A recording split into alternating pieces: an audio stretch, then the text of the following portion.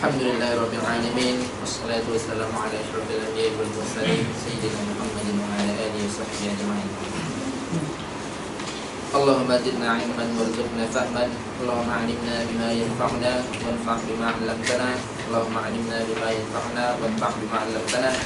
Allahumma 'allimna bima yanfa'una wanfa' bima 'allamtana. Amin.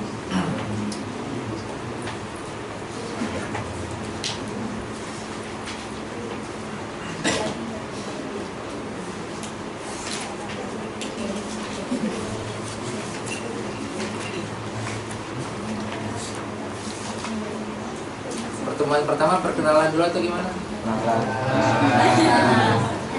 Masih ada yang gak kenal sama saya? Masih ada.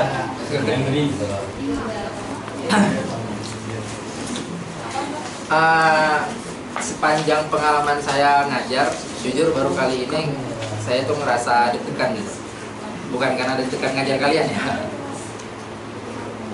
tapi mungkin jauh-jauh hari saya pernah cerita sama waktu saya gantiin anak banat ya, kalau masalahnya gantiin pengajar banat, atau sama Banin juga pernah saya cerita bahwasanya saya itu ingin mencoba membawakan usul fikih tapi muktadil, karena saya pernah dengar dari guru saya, Ustadz Agung. Beliau sering kali mengatakan kepada saya, beliau itu kalau misalnya diminta mengajar usul fikih, pasti beliau mengatakan saya itu nggak bisa mengajar kecuali kemungkinannya hanya dua.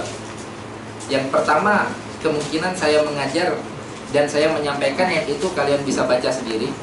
Yang kedua, kemungkinan saya mengajar dan itu saya sampaikan, ya dimana kalian gak bakal ngerti. Lalu saya dengan PD-nya saat itu mengatakan ke beliau, insya Allah saya cari jalan tengahnya Ustadz. Itu belum ada bayangan untuk benar-benar mengajar usul fikih. Terus makin saya cari, makin saya persiapkan, ternyata kalamnya itu benar. Ternyata makin saya dalami, makin saya persiapkan, kok saya melihat mendapati bahwasanya kok makin gak siap gitu mendapati itunya. Apalagi saat saya di Indo kemarin dapat kabar akidnya kan kemarin pengajarnya Ustaz Agung kan? Iya nggak? Udah pada tahu? Oh belum tahu ya, berarti kawan-kawan pendidikan yang tahu ya. Intinya kemarin itu sempat udah beliau dan itu membuat saya senang dan tenang. Apalagi saya posisi masih di sana. Saat saya detik-detik saat saya mau balik, beliau ngechat, beliau bilang kayaknya saya bulan ini sibuk gitu, dan tuh langsung minta ganti dengan saya saat itu. Itu akhirnya saya mikir lagi, ini apa yang mau ingin saya sampaikan gitu. Dulu kayaknya saat belum mempersiapkan dengan matang itu merasa kayak pede banget gitu bawa usul fikih, dan ternyata itu memang berat. Ini maksudnya disclaimer aja ya untuk kalian ya. Tapi insya Allah gak seberat itu kok. Tapi lebih berat lagi.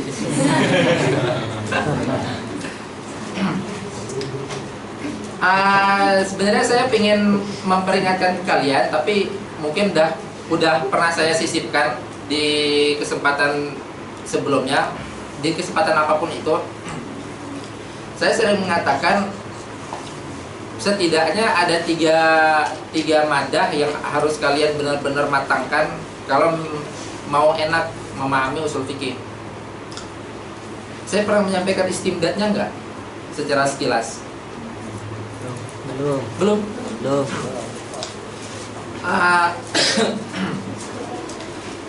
Istimdadnya usul fikih, atau kita katakan istimdad itu sandaran ya. Usul fikih itu dibangun atas dasar apa gitu. Nah, istimdadnya itu setidaknya ada 3 ilmu. Yang pertama dikenal dengan ilmu lughah ya, nahwu shorof kita itu, atau yang di dalam rumah syariah kita mengatakan nahwu shorof, balaghah. Terus yang kedua ada yang namanya ilmu kalam, ya ilmu akidah. Sama yang ketiga ilmu fikih. Setidaknya yang udah kalian pelajari dalam kurikulum itu ilmu apa? Dalam istilahnya ilmu lughah sama ilmu kalam. Nah, makanya ingin saya sampaikan jauh-jauh hari, sebelum kita mulai usul fikih itu kalian benar-benar memurojaahkan ilmu lughahnya, nahwu shorof yang pastinya, balaghah, sama akidahnya. Yang Banin akidah belum selesai ya? Kayaknya masih jauh itu. Setidaknya udah sampai membahas ta'aluk yang Bani? Ta'aluk apa? Hah?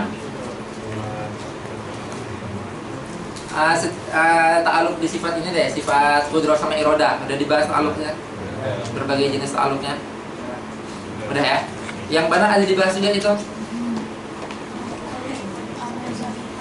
Nanti kan ada yang namanya ta'aluk tanjiz, ada yang namanya ta'aluk soluh.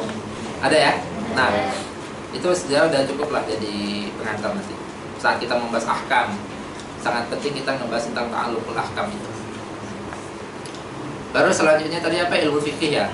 Ilmu fikih itu hanya sekedar gambaran, karena ilmu fikih itu makrohnya kita membutuhkan memahami ilmu fikih. Kalau kita benar-benar mau memahami usul fikih. Tapi ada satu yang paling penting selain daripada yang 3 disebut tadi, yaitu ilmu mantik. Jadi nanti di daras kita ini, di majelis kita ini, ana hanya menyampaikan semua istilahatnya aja, dan ana anggap antum semua udah paham ya ilmu mantiknya. Udah dimurojahkan kan? Jujur banget sih.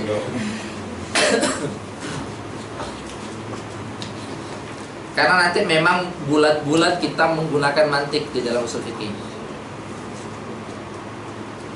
Bahkan di mukadimahnya juga kita akan menggunakan mantik. Mustalahatnya ya, maksudnya mustalahatnya dan berbagai pemahamannya.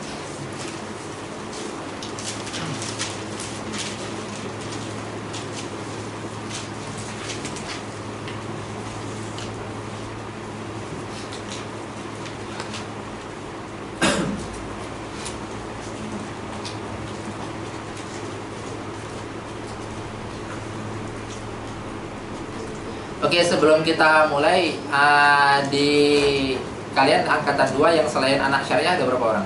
Rame nggak? Coba, cum. Nggak lebih setengah ya? Selain anak syariah nih? Yang banyak?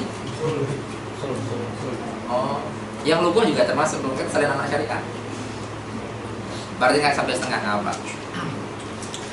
Pastinya yang selain anak syariah ini pertama kali jumpa usul fikih ya, secara apa namanya, secara taklim gitu.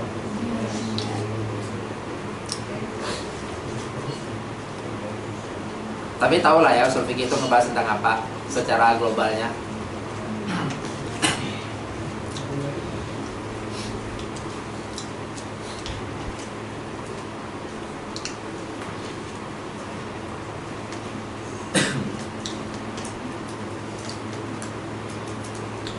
Di dalam waraqat ta'rif usul fikih apa?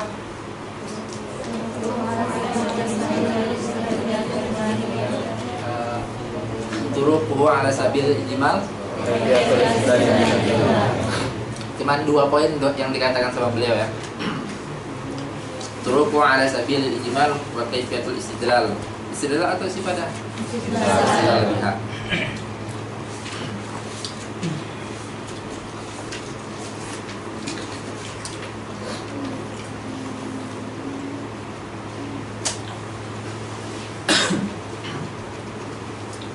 Kita akan ngebahas tentang istimdadnya dulu ya.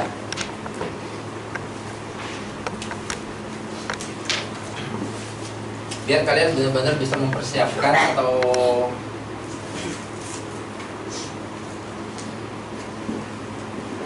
tadi apa yang pertama? Ilmu. Terus? Terus?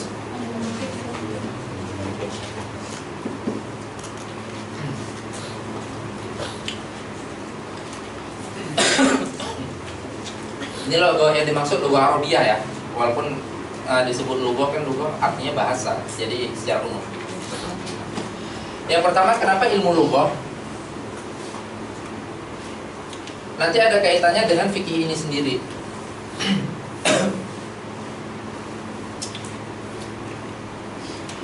Fikih itu kita mengenalnya sebagai rubu'ud-din ibaratnya dalam agama kita. Rubu'ud-din, thulutsud-din, sepertiga agamanya fikih. Kalau kita melihat satu kesempurnaan agama itu adalah sesuatu yang terdiri daripada yang disebutkan dalam hadis Jibril, terdiri daripada apa aja agama kita? Islam, iman, dan ihsan.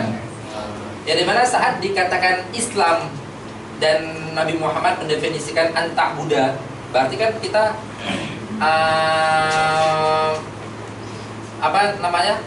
menyembah Allah dengan melakukan sesuatu gitu. Berarti kita mendapatkan itu adalah amalan jariah kita ini. Nah, berarti fikih itu adalah amalan jasad kita. Amalan jasad kita itu kan 3 komponen dalam agama kita ya. I'tiqad kita, amalan jasad kita, dan memperbaiki ini kita, keikhlasan kita, hati kita, yang itu masuk dalam tasawufnya atau dalam ihsannya. Terus perlu dipahami lagi bahwasanya agama kita ini turun dengan menggunakan bahasa Arab. Sehingga saat kita mengambil semua hukum yang ada dalam agama kita ini, setidaknya kita menggunakan kaidah yang tertulis di dalam bahasa Arab itu sendiri. Karena agama kita menggunakan bahasa Arab. Makanya usul fikih, sesuatu yang menghasilkan fikih suatu saat nanti, kita harus benar-benar menggunakan kaidah bahasa Arab yang ada. Nah, nanti di dalam usul fikih itu kita banyak menemukan di situ tentang al-amru yufidul wujub, misal, atau an-nahyu yufidut tahrim. Itu sebenarnya kaidah yang berlaku di situ adalah kaidah secara umum yang dimana itu digunakan oleh orang Arab. Jadi nggak perlu ada usul fikih juga. Memang kaidah bahasa Arab itu mengatakan seperti itu. Saat ada kata perintah itu pasti menunjukkan, kalau misalnya mutlak ya, nggak ada qaid apa-apa, nggak ada qurainan apa-apa. Kalau ada kata perintah itu pasti menunjukkan kewajiban kita untuk melaksanakan perintah itu. Itu memang kaidah bahasa Arab di situ. Nah, makanya istimdadnya usul fikih itu yang pertama adalah bahasa Arab. Karena kita nanti akan menggunakan banyak kaidah bahasa Arab di dalam usul fikih ini sendiri. Paham sampai sini?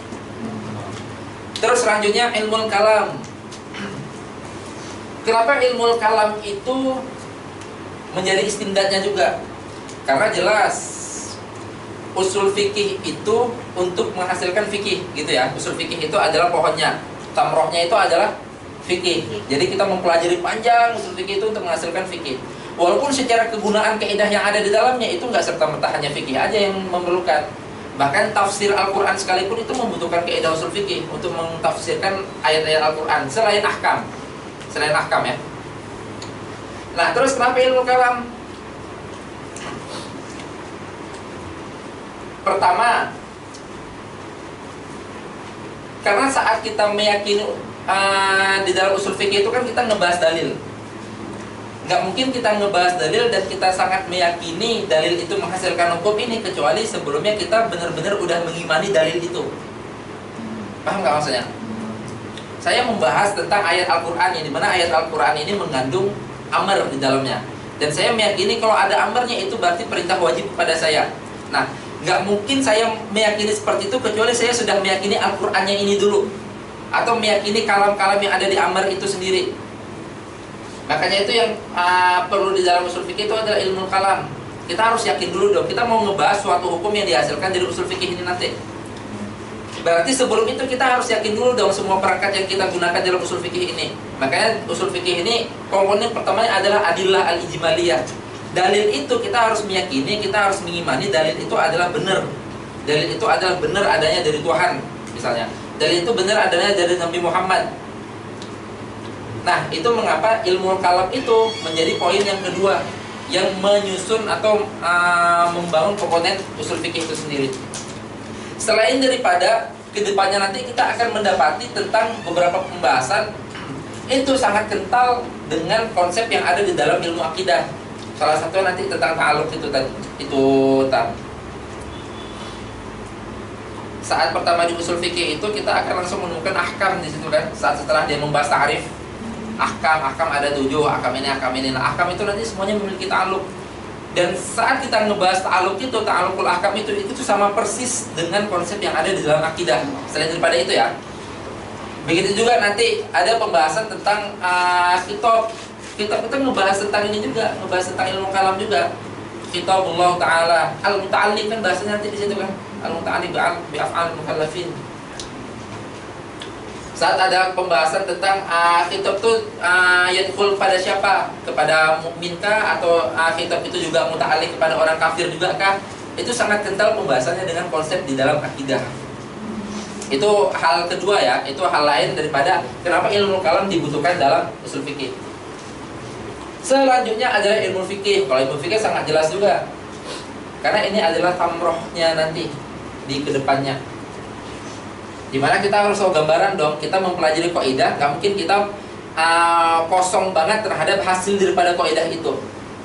Ya persis seperti kalian saat ngebahas tentang kaidah fikih. Kaidah fikih itu salah satu istilahnya pasti ada fikihnya juga di situ. Karena itu yang diperlukan. Oke, sampai sini paham? Ada yang kurang jelas?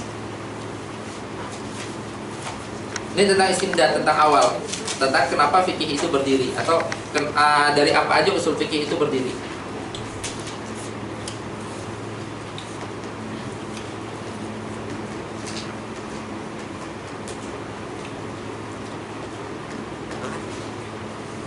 Ini kita belum masuk ke mukaddimah dari ilmunya ya. Saya mengedepankan istimdad karena biar di awal kalian tahu bahwasanya komponen usul fikih itu terdiri daripada 3 ilmu itu setidaknya. Adapun mantik, kalau mantik itu bukan hanya diperlukan sama usul fikih aja, tapi mantik itu memang diperlukan sama semua ilmu. Jadi mantik nggak perlu disebutkan lagi. Ini dalam artian memang benar-benar ilmu yang dibutuhkan oleh usul fikih, perspektif usul fikih loh, dan tidak dibutuhkan oleh ilmu lain misalnya seperti itu. Makanya disebutkan istimdadnya. Kalau mantik itu adalah istimdadnya semua ilmu. Semua ilmu setelah mantik.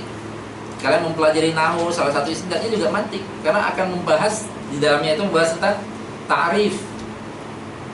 Gak mungkin kita membahas tentang ta'rif kecuali kita benar-benar memahami bab tasawur di dalam mantik.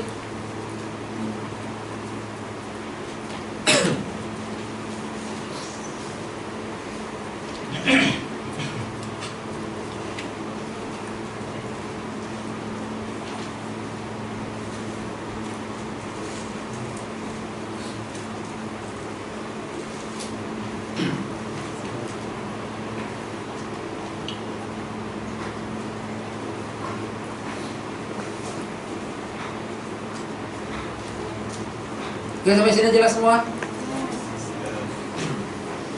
Gak usah tegang kali ya, biasa aja kita dari sini.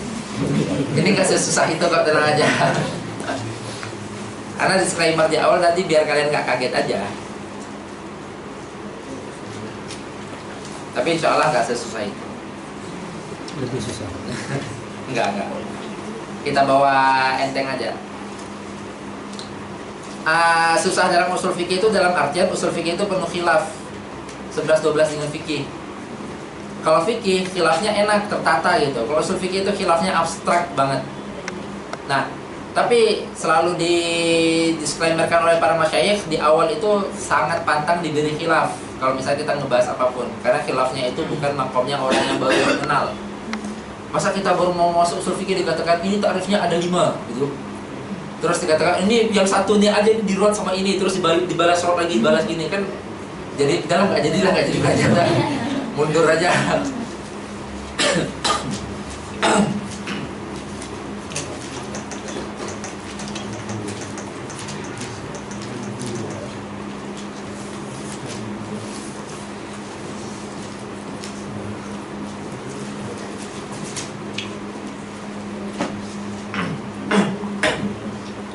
Kemarin kalian balaghahnya mempelajari ilmu apa? Bayan aja. Gak ada ma'ani sama badinya. Ayo ahsan. Karena ilmu bayan itu adalah yang fan bayannya di dalam balaghah itu juga yang sangat diperlukan di dalam usul fikih. Walaupun ma'ani itu juga diperlukan. Ma'ani misalnya gini diperlukannya itu. Kan ngebahas takdim, takhir, ngebahas kaidah takdim itu memberi kaidah berapa gitu, takhir itu memberi kaidah apa aja. Terus ngebahas tentang insya, khobar itu kan ma'ani kan? Iya nggak? Yakin?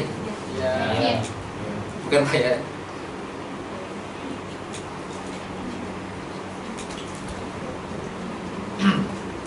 Nah itu sebenarnya sangat diperlukan juga di dalam usul fikih.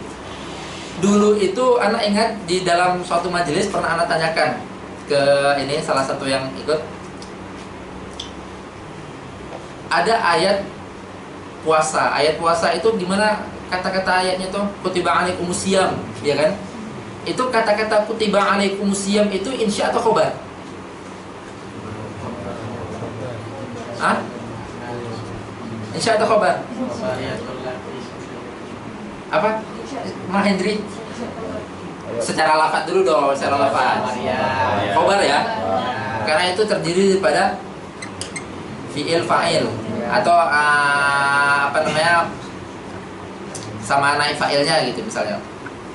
Nah, kalau kita nggak tahu kaidah yang ada di dalam ilmu ma'ani, pasti kita saat ditanya, terus di mana perintahnya? Kan gitu kan? Jadi kita memahami itu di dalam apa? Di dalam ilmu ma'ani. Ya dimana ada nanti khobar tapi bertujuan insya, ada juga kebalikannya. Ada juga insya tapi bertujuan khobar. Nah itu juga salah satu bukti dibutuhkannya ilmu ma'ani dalam usul fikih. Tapi secara zahir di awal-awal yang pasti kontras banget dibutuhkan itu adalah ilmu bayan. Karena ilmu bayan kita nanti di awal-awal langsung membahasnya tentang hakikat sama majaz. Ini adalah hakikat istilahi, ini adalah majaz istilahi, ini adalah hakikat lugawi, ini majaz lugawi. Malah ditambah lagi di sini hakikat syar'i, ada tambahan lagi nanti. Hakikat syar'i berarti majaz syar'i. Nanti ada klasifikasinya itu. Kalau misalnya dikatakan hakikat lugawi berarti majaz syar'i dan majaz istilahi. Kalau dikatakan hakikat istilahi berarti majaz syar'i dan majaz lugawi. Nanti ada seperti itu.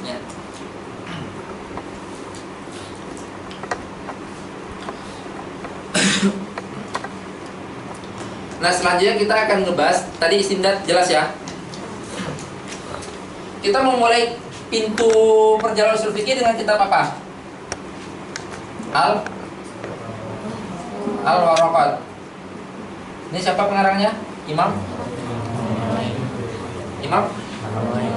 Haramain Al-Juwaini. Ini nama jalan ini kan Abdullah Juwaini kan? Ya nggak? Ada yang tahu nggak? Hah?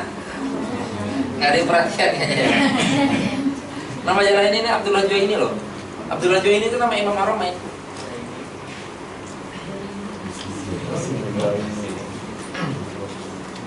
Nah selanjutnya kita akan ngebahas tentang ini yang ringan-ringan aja dulu ya. Ini juga ringan, ini ringan, yang beratnya taruh belakang aja nanti. Ittijah. Kita setiap thalib mubtadi memulai perjalanan usul fikih pasti menggunakan waraqat. Atau mungkin ada yang sebelum waraqat itu hanya pengenalan-pengenalan aja. Tapi mulai secara formalnya, secara ta'limnya itu pasti menggunakan waraqat. Nah, setidaknya nanti waraqat ini ada dua ittijah kalau kita ngelihat terhadap pesantren yang ada di Indo. Pesantren yang ada di Indonesia itu atau madrasah-madrasah yang ada di dunia Islam itu sudah menggunakan dua ittijah. Ittijah pertama ini biasa yang kita ikuti atau yang Azhar ikuti, yaitu setelah waraqat akan menggunakan al-minhaj. Ini ittijah ini. Baru setelah itu menggunakan al-mukhtasar. Tahu nggak mukhtasar apa nih? Pernah dengar kitab usul fikih mukhtasar? Mukhtasar Ibnu Hajib. Oh ya, mukhtasar apa? Kirain beneran tahu. Jadi Ibnu Hajib itu ada dua mukhtasar beliau. Yang pertama ada namanya mukhtasar terhadap kitab ini ya, kitab Al-Ihkam. Nantilah kita ngebahas tentang silsilah kitab.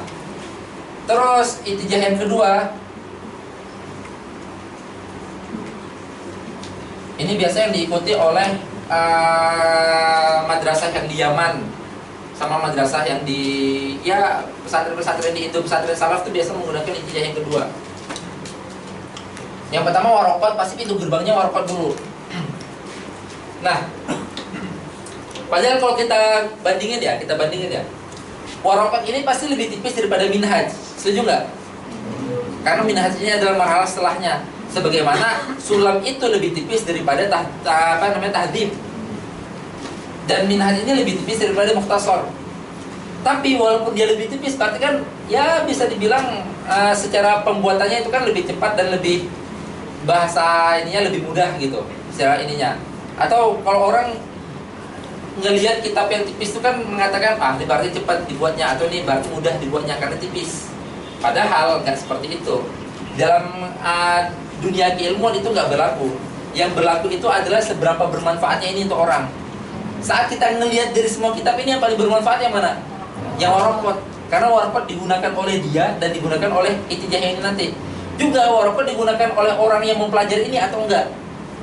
Paham maksudnya? Ada nanti kita saat di kelas pertama bareng-bareng rame. Yang naik kelas kedua nggak semuanya ikut, nggak semuanya ingin melanjutkan. Intinya baik semuanya melanjutkan atau semuanya nggak melanjutkan atau sebagiannya melanjutkan, kita semua mempelajari ini di awal. Bawah dari sini. Oh dia. Tahan. Matra udah mulai keluar nih jurinya. Matra. Tahan. Matra. Nakal banget semua.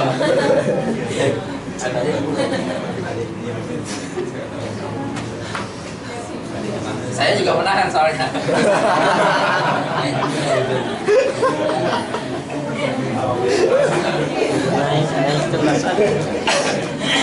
Oke ya, fokus ya, balik lagi ya.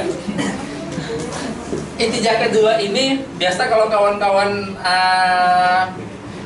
kita yang ada di Yaman, yang belajar jelah atau belajar di Darul Mustafa, belajar di Syafi'iyah, mereka setelah warakot ini akan mempelajari Lubbul Usul. Pernah dengar kitab ini ya? Caranya apa namanya? Hah? Tadi ada yang nyebut siapa? Aywa Ghayatul Usul. Biasa kita mendengar itu. Karena itu memang intijah juga. Baru ke sini nanti adalah Jam'ul Jawami'.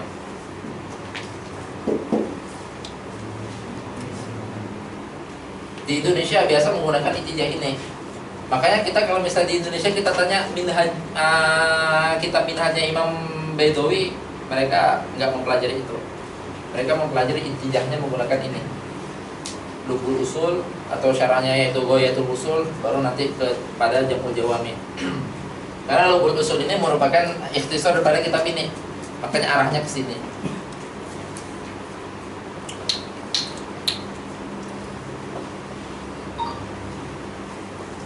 Sedangkan kita di sini menggunakan Minhajul Usul ila Ilmil Usul. Menggunakan syarah apa namanya? Nihayatul Usul, syarah Imam Isnawi. Padahal ini aja ini udah tergolong tinggi loh kitab Al-Minhaj itu, Minhajul Usul. Makanya dahsyat banget karena kalau misal kita renungi, kita di sini misalnya ada yang belum pernah, atau misalnya nahunya itu ya pas-pasan lah dari Indonesia misal, terus belum pernah mempelajari mantik misal seperti itu, tapi langsung membahas kitab yang ini, itu bisa kebayang nggak gimana ngambangnya saat dia mendapat penjelasan itu? Ngambang banget. Mungkin dia paham, tapi pahamnya itu ngambang. Dia nggak paham kenapa ini muncul, kenapa gini itu nggak memahami itu. Untuk warokot aja kita sangat butuh mantik, apalagi kitab setelah warokot.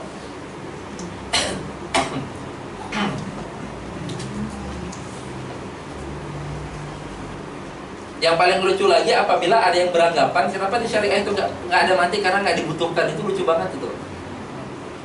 Masih misal ada yang beranggapan seperti itu, Usuluddin ada mantik gitu kan, Usuluddin ada mantik tingkat 1, tingkat 2, di syariah nggak ada mantik. Mereka beranggapan nggak ada mantiknya karena nggak dibutuhkan.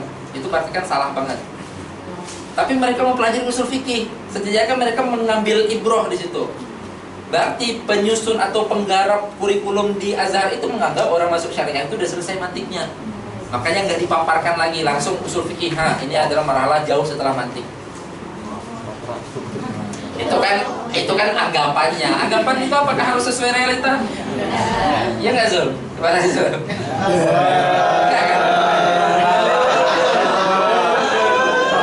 Anggapan syai, realita syai ya. Jangan nggak harus lazimi itu.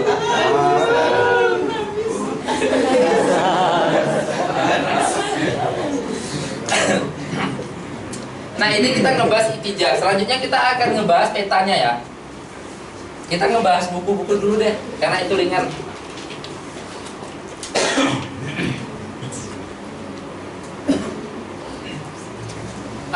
Maklumat umum pasti tahu lah kitab usul fikih pertama yang kita tuin itu kitab apa? Kitab apa?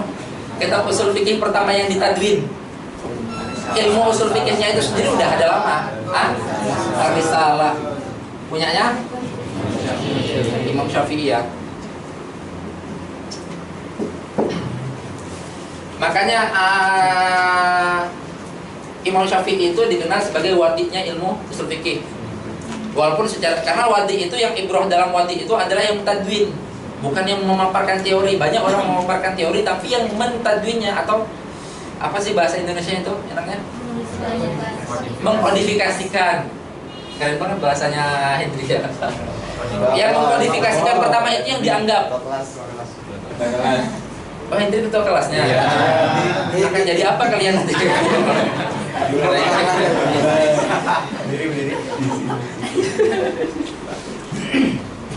Kalau kita ngebahas ini pasti ada yang mengatakan yang pertama kali itu adalah Imam Hanafi.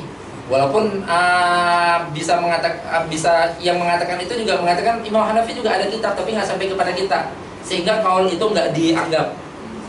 Cuman kalau kitab risalahnya Imam Syafi'i itu sampai kepada kita dan itu masbu', itu memang sampai sekarang itu masih dicetak. Itu membuktikan bahwasanya kitabnya itu ada dan muridnya itu ada dan faedahnya itu ada. Dikarenakan kitab risalah ini masih berat banget, sehingga masa-masa setelah risalah itu banyak kitab-kitab setelah itu. Di sekian banyak kitab akhirnya bermuara dalam 4 kitab. Kita ini ngebahas toriko kita ya, toriko. Nanti setelah ini akan kita ngebahas dalam usul fikih itu ada 2 toriko setidaknya. Kita ngebahas toriko kita yang dikenal dengan toriko mutakallim. Mungkin di awal aja nggak apa. Ada toriko dalam usul fikih. Yang pertama torikotul mutakallim. Ini pasti kalau kawan-kawan syariah udah dengar ini. Terus toriko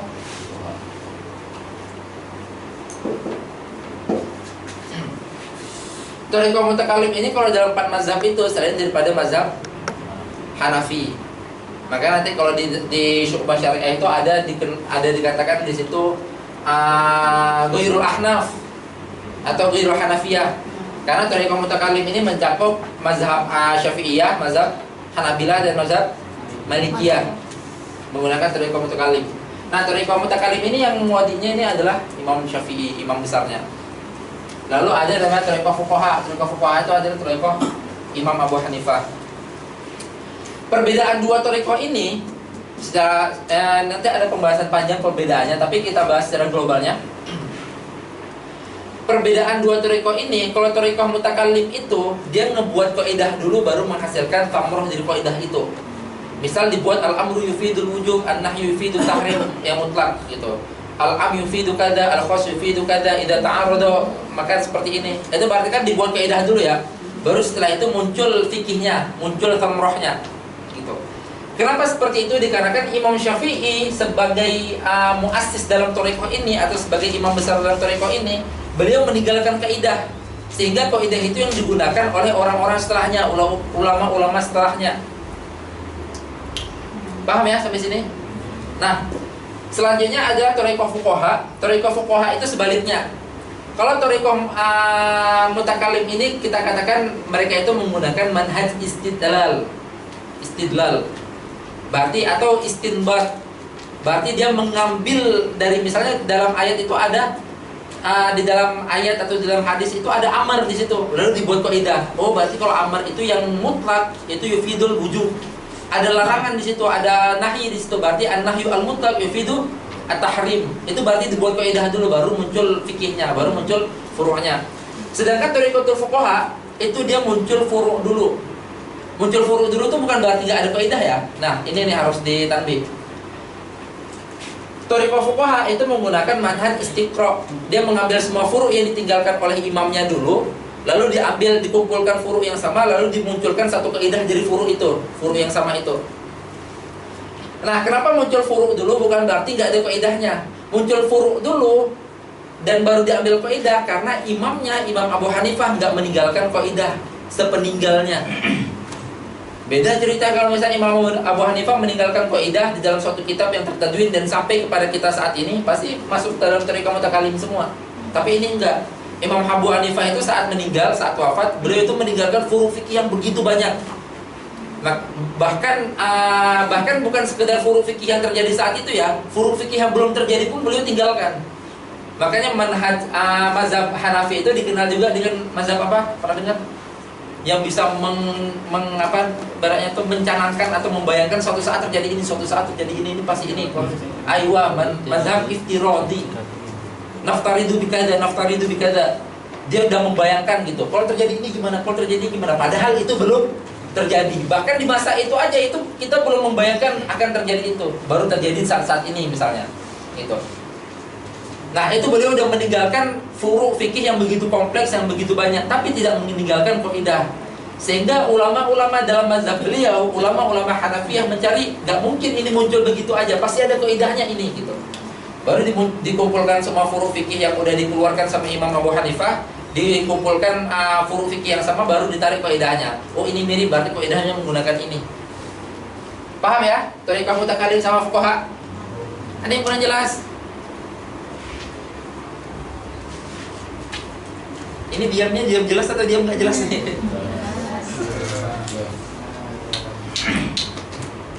Oke, berarti fokus kita adalah ngebahas yang thariqah ini, karena ini thariqah yang kita ikuti. Thariqah mutakallim.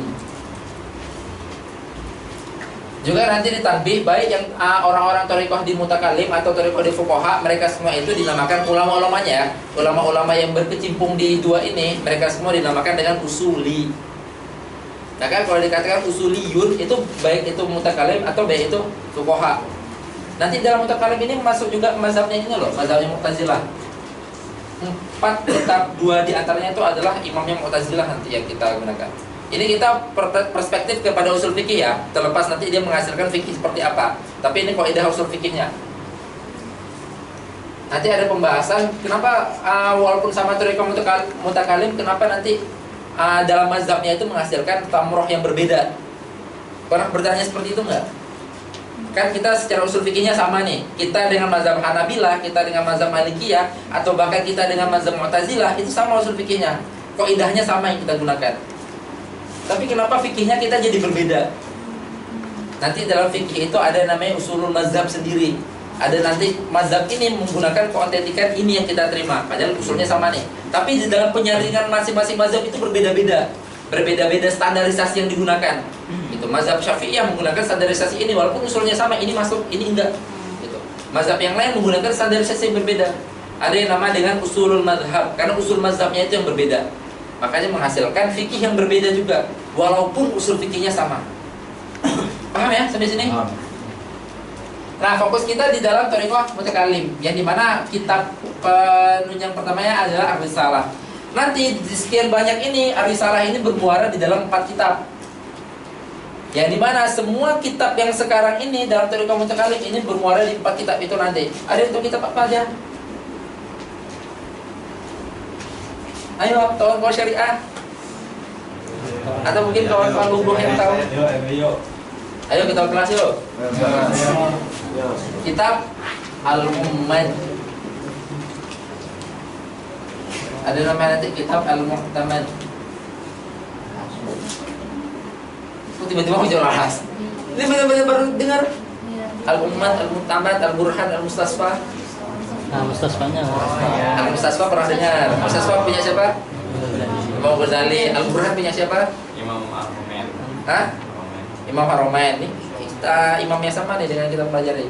Al-Mu'tamad punya siapa? Hasan Al-Basri. Hah? Aywa. Al-Umar punya siapa? Al-Qadi. Al-Qadi. Abdul Jabbar. Al-Mu'tamad punya siapa? Husain, bukan Hasan ya. Husain Al-Basri Al-Abidi. Ya, Husain Al-Basri. Terus selanjutnya kitab Al-Burhan. Punyanya Al-Imam Al-Haromain. Imam Haromain Al-Juwaini itu ya. Terus Mustasfa punya ya Al-Imam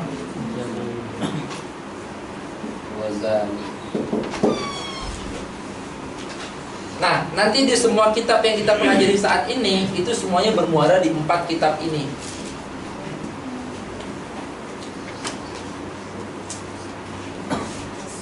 Yaitu kitab Al-Ummad, kitab Al-Mu'tamad, kitab Al-Burhan, sama kitab Al-Mustasfa.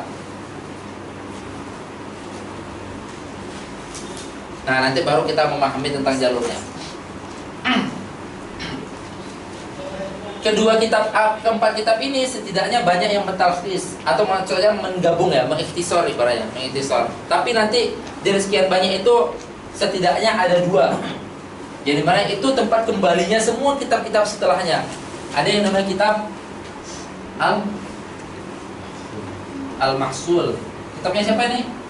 Imam Al-Mahsul, Imam Ar-Razi. Selanjutnya kitab ada 2 nih nanti mukhtasarnya daripada 4 kitab ini. Kitab Al-Mahsul sama kitab Al-Ihkam.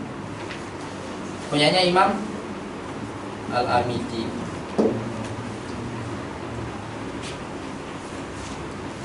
Ini Al-Mahsul fil Usul, yakni Al-Ihkam fi Usulil Ahkam.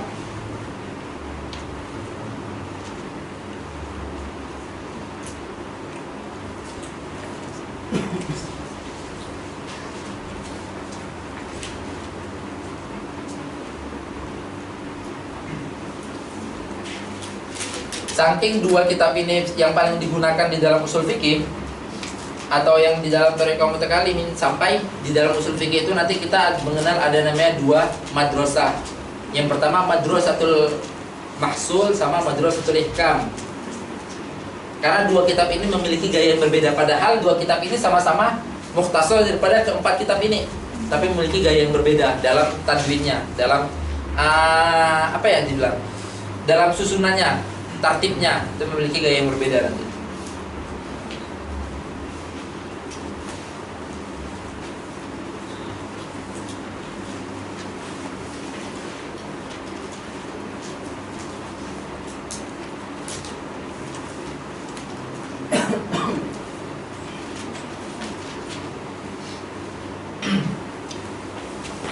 Kitab Al-Mahsul ini nanti diikhtisar lagi. Ini berarti keempat ini kitab besar ya. Lalu dijadikan mahsul. Mahsul itu juga masih besar banget untuk usul fikih. Ikhtisar sama Imam Tajuddin Al-Armawi di dalam kitab Al-Hasil namanya. Ini Tajuddin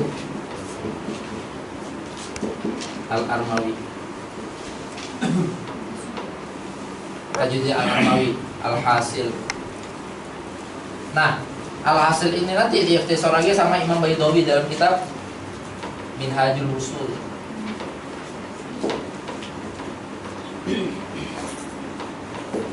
Imam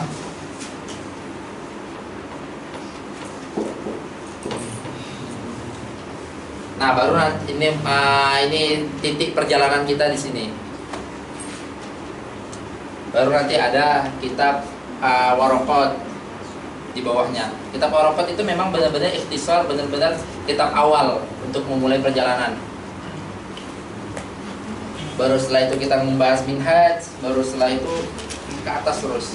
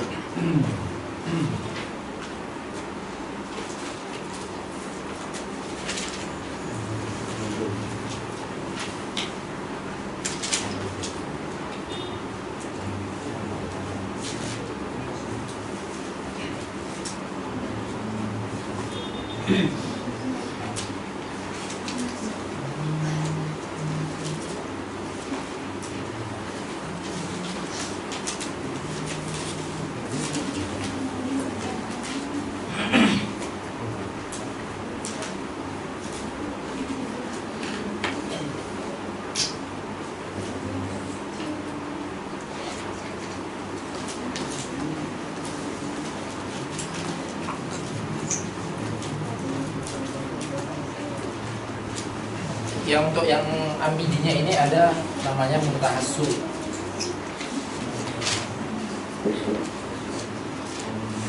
Muntahassul wal amal. Ini kitabnya Ibnu Hajib juga ini, Muntahassul wal amal. Jadi Muntahassul ini adalah ikhtisar daripada kitab Al-Amidi, kitab Al-Ihkamnya. Karena Muntahassul itu masih panjang, lalu Muntahassul itu diikhtisar lagi sama orang yang sama, yaitu Ibnu Hajib juga, dengan nama kitabnya Mukhtasar Muntaha.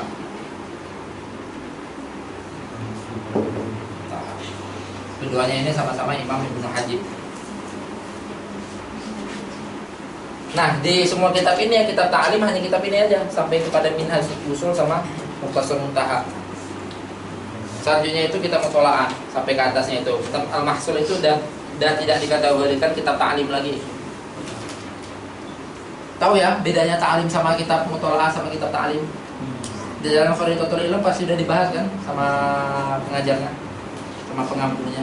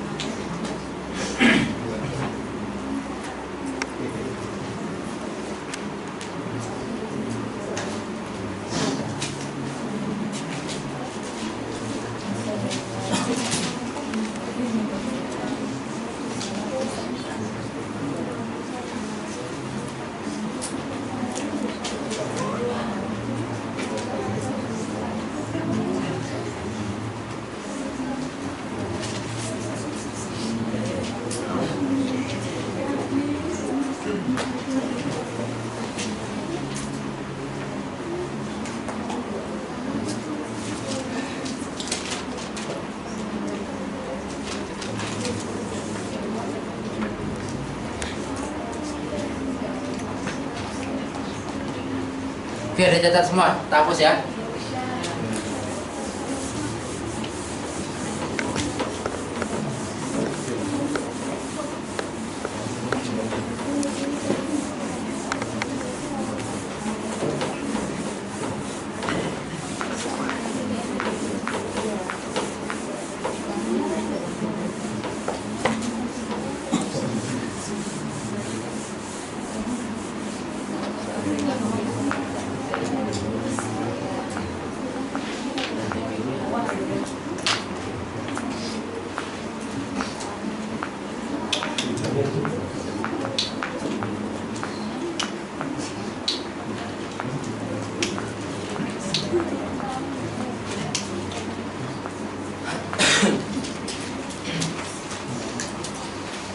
Kalian udah ngebahas tentang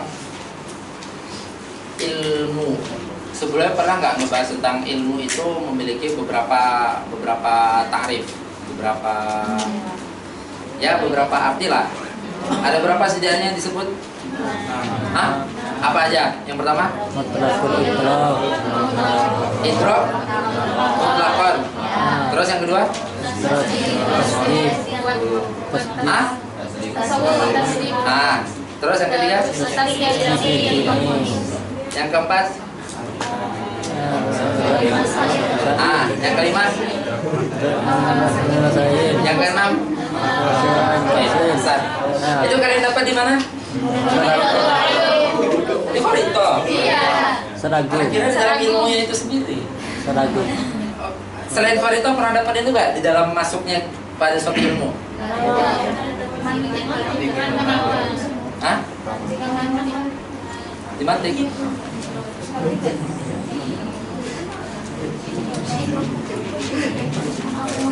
Karena itu memang benar-benar sangat diperlukan sehingga kita bisa memposisikan ilmu yang sedang kita bahas itu ilmu apa gitu. Ilmu dalam artian apa gitu ya maksudnya. Ilmu dalam artian apa. Jangan kita mengatakan ana thalibul ilma dikatakan. Saya itu mencari ilmu. Ilmu dalam artian apa yang dia cari? Bingung dia. Ya pokoknya ilmu gitu. Ilmu yang seperti yang dicari orang-orang kan nggak kayak gitu kan. Ilmu tadi ya. Coba dilihat yang pertama al-idrok. Ini idrok mutlakon ya. Idrok mutlakon itu idrok ilmu di dalam apa? Di dalam fat ilmu apa? Aywah di dalam fat ilmu mantik.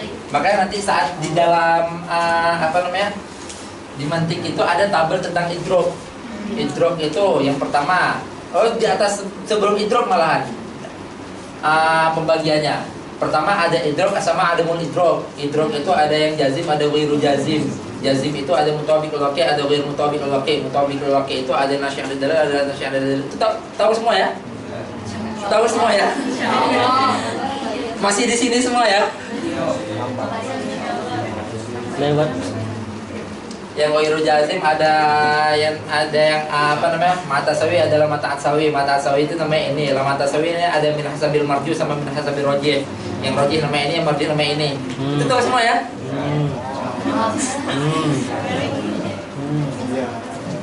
Yang kedua apa? Tasdik. Tasdik. Mutlakon. Mutlakon juga.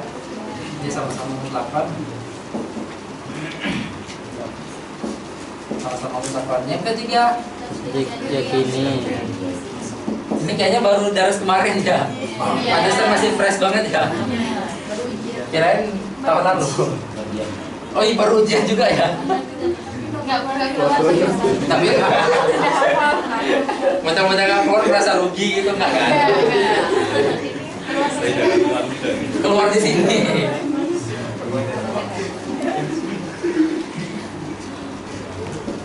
Tasdik yakini. Terus yang ketiga al-masail. Yang keempat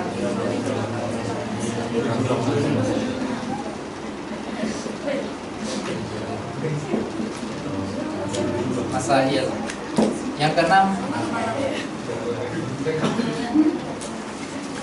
al-malaka al-salam min uzuratil tilka masail, itu maksudnya. Al-malaka ar-rasiqah bisa, al-malaka al-hasilah bisa, al-malaka ar-rasiqah aja lah. Menghasilkan masail. Intinya malakah yang dimaksud itu adalah malakah yang dihasilkan karena kita benar-benar memudawalahkan masail ini.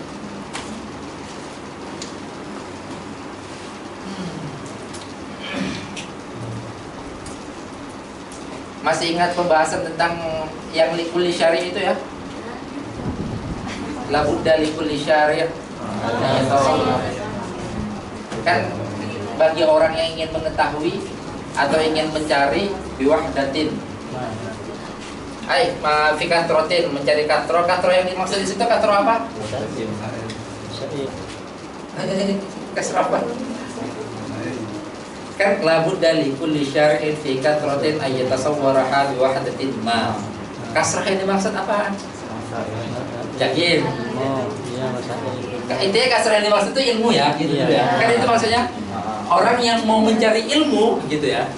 Tapi lebih spesifik lagi ilmu yang dimaksud apa? Ada 6 takrif loh. Berarti kasrah yang dimaksud apa? Al-masail, benar. Masail itu kalau dikatakan ilmu itu sudah sebagai suatu fan ilmu itu sendiri, atau ilmu itu sebagai disiplin ilmu. Yang dimana ilmu sebagai disiplin ilmu di dalamnya terisi masalah. Kita mempelajari ilmu kan untuk menyelesaikan masalah kan? Pertama cari masalah, kedua kita menyelesaikannya. Berarti itu nyari ilmu, berarti sama dengan nyari masalah. Oh iya benar. Tapi saya menyelesaikan masalah itu. Gitu. Berani memulai, berani menyelesaikan dong, ya kan? Pak Hendri, apa kaitannya dengan itu? Emang Hendri mulai apa Hen? 12.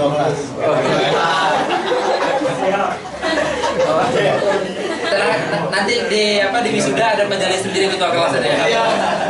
ketua kelas. Ada ibunya ya, Sat? Ada ibu ketua kelasnya. Ada ibu. Nah itu Gimana siapa Mas. ketua kelas? Maksudnya itu maksudnya. Hah? Oh, Ainun.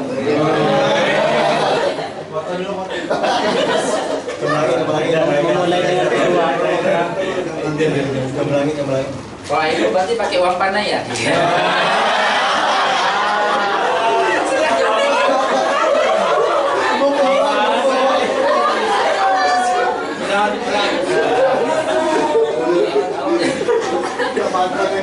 Yang penting siap aja gitu kan.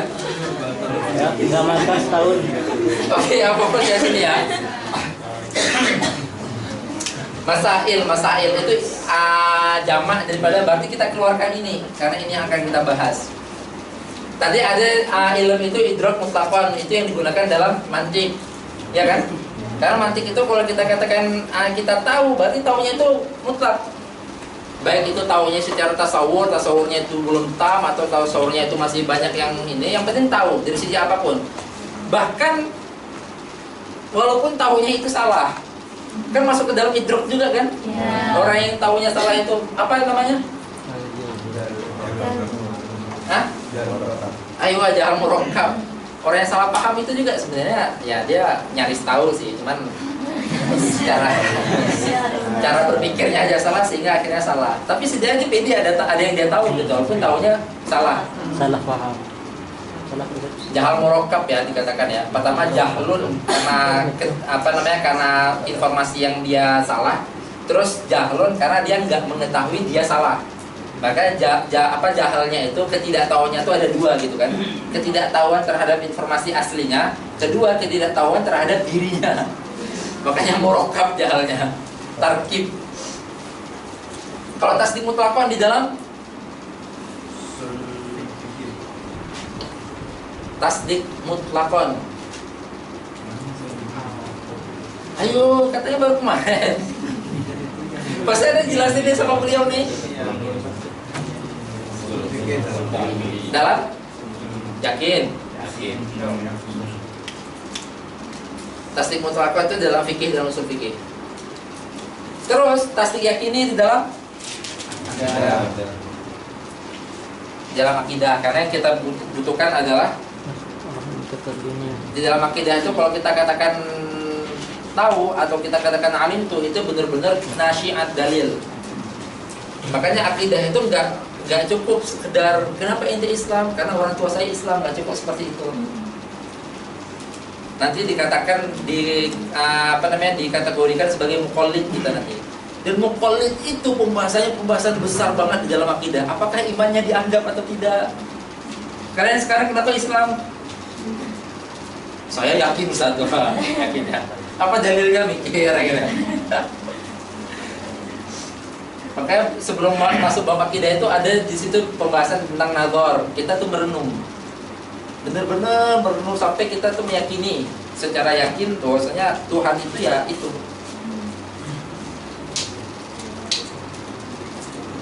Ini nanti masing-masing punya muqabil kan? Yang ini muqabilnya apa? Kalau idrok mutlaqan, muqabilnya ada wal idrok itu apa? Jahal ya? Jahal ya? Pasti. Mending orang nggak tahu langsung jawab aja nggak tahu daripada dia mengatakan tahu tapi salah. Berarti jahalnya dua. Atas dik mutlaqan, muqabilnya apa? Nggak dijelasin kemarin. Hah? Ma'rifah. Karena ma'rifah itu bukan tasdik, ma'rifah itu tahu. Sedangkan tasdik mutlaqan itu dia itu yakin atau ada hukumnya di situ.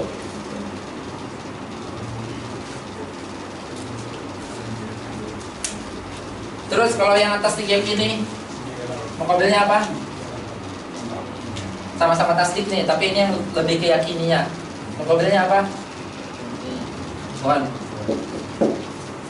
Nah, ini kita masuk ke pembahasan kita, yaitu al-masail. Masail ini mufrad dari jamak dari masalah. Dari masalah. Ini yang benar-benar harus kita ketahui banget saat kita memasuk, karena ini adalah ilmu ushul fikih. Kita masukkan pada ilmu ushul fikih maksudnya. Masail itu adalah jamak daripada masalah. Berarti kalau kita katakan mau mencari ilmu, dalam artian kita mau mencari masail, mencari masalah berarti. Dan kita mau menyelesaikan masalah. Pasti sudah dibilang juga masalah itu apa. Di Parito Ilam, masalah itu apa? Jangan sebut salah satu namanya di sini ya. Masalah itu apa? Masalah itu watra Ustaz. Jangan gitu dong. Masalah qadiyah. Hah? Oh, memang belum pernah disebut ya? Qadiyatun, hamliyatun, kulliyatun, mujabatun, nadhariyatun. Ini baru pertama dengar. Ya. Oke. Masalah itu adalah, nih biar kita memahami tentang ilmu itu apa sih isinya gitu. Pertama qadiyah. Qadiyah yang hamliyah. Nah, ini dramatik banget kan? Hamliyah, terus kulliyah, terus mujabah, terus nadhariyah. Ini yang dimaksud dengan masalah. Masalah dalam suatu ilmu. Ilmu itu adalah kumpulan masail. Masail itu adalah jamak daripada masalah. Masalah itu adalah qadiyatun, hamliyatun, kulliyatun, mujabatun, nadhariyatun. Berarti qadiyah, hamliyah, kulliyah, mujabah sama nadhariyah. Pertama, masalah itu adalah qadiyah. Karena masalah itu bukan pertanyaan. Kalau pertanyaan itu berarti itu masalah hakiki jadi yang munculin masalah jadi ya. Enggak, masalah itu adalah suatu pernyataan yang dimana itu diselesaikan dengan pernyataan itu. Itu yang dinamakan dengan masalah. Masalah dalam suatu ilmu ya, bukan masalah lugotan. Masalah lugotan itu biasa justru dari insya jadinya. Jadi bertanya itu muncul masalah. Ini enggak masalah dalam suatu disiplin ilmu. Berarti dalam ilmu itu, dalam suatu disiplin ilmu itu, khususnya misal kita ngebahas tentang usul fikih, isinya itu pasti suatu pernyataan, ya kan? Kan namanya aja kita mencari ilmu untuk menyelesaikan sesuatu kan? Nggak mungkin di situ muncul pertanyaan. Tapi apabila muncul suatu pertanyaan dalam suatu fan ilmu, anggaplah itu ingin diselesaikan pertanyaan itu. Sering kan kita mendapati pertanyaan dalam ilmu, misalnya apa hukum ini? Kan setelah itu diselesaikan. Ini hukumnya gini, ini hukumnya gini. Qadiyah, itu yang pertama qadiyah, berarti muqabilnya bukan insya.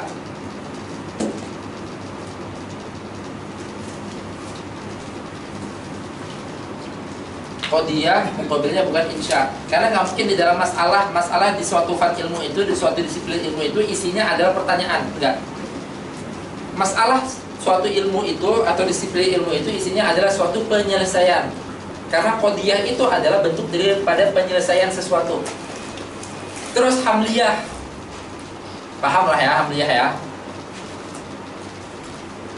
Tadi yang qadiyah ta'rifnya apa? Di dalam mantik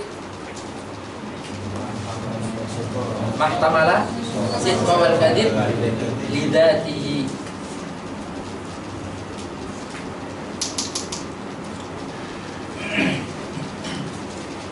Terus selanjutnya adalah hamliyah, berarti bukan syartiyah. Maka suatu ilmu itu isinya adalah masalah yang dimana masalahnya itu berbentuk qadiyah yang hamliyah. Apabila kita menemukan qadiyah yang syartiyah atau selain daripada hamliyah, maka ditakwilkan itu adalah hamliyah. Biasa paling sering kita menemukan qadiyah yang berbentuk syartiyah dalam fan ilmu apa? Yang paling sering biasa kalian sering dengar, hah? Akidah itu dalilnya, bukan. Ini memang suatu pembahasan ilmu itu. Ilmu sering gitu. Lokana kada jaza, lokada di fikih, iya kan? Sering kalian menemukan itu kan qadiyah syartiyah itu. Ya di mana dia itu ditaklik atau dimu'allakkan kepada hukum kalau terjadi yang ini. Nah, walaupun kita menemukan di suatu fan ilmu itu bentuknya adalah syartiyah, maka ditakwilkan itu adalah hamliyah. Dia mengatakan, jadi kan hukum syartiyah itu adalah mu'allaq ya. Mana tulis?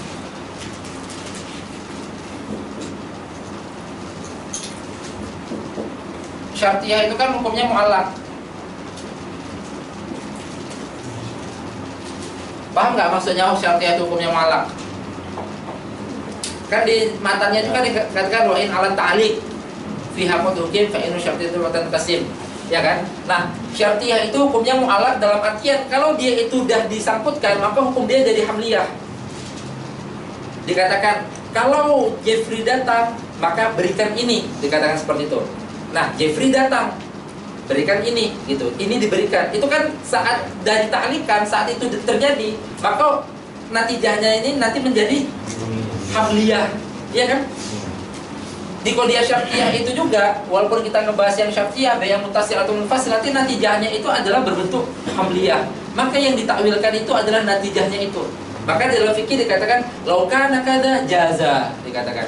Itu diartikan kada boleh. Kalau terjadi ini maksudnya ini boleh. Nah, bentuk qadiyah seperti ini qadiyah apa? Qadiyah hamliyah jadinya. Makanya dikatakan masalah itu adalah qadiyah. Yang pertama qadiyah, yang kedua hamliyah. Walaupun terdapat syartiyah diambil natijahnya, yaitu hamliyah juga nanti jadinya. Natijah daripada syartiyah itu. Lalu selanjutnya kulliyah.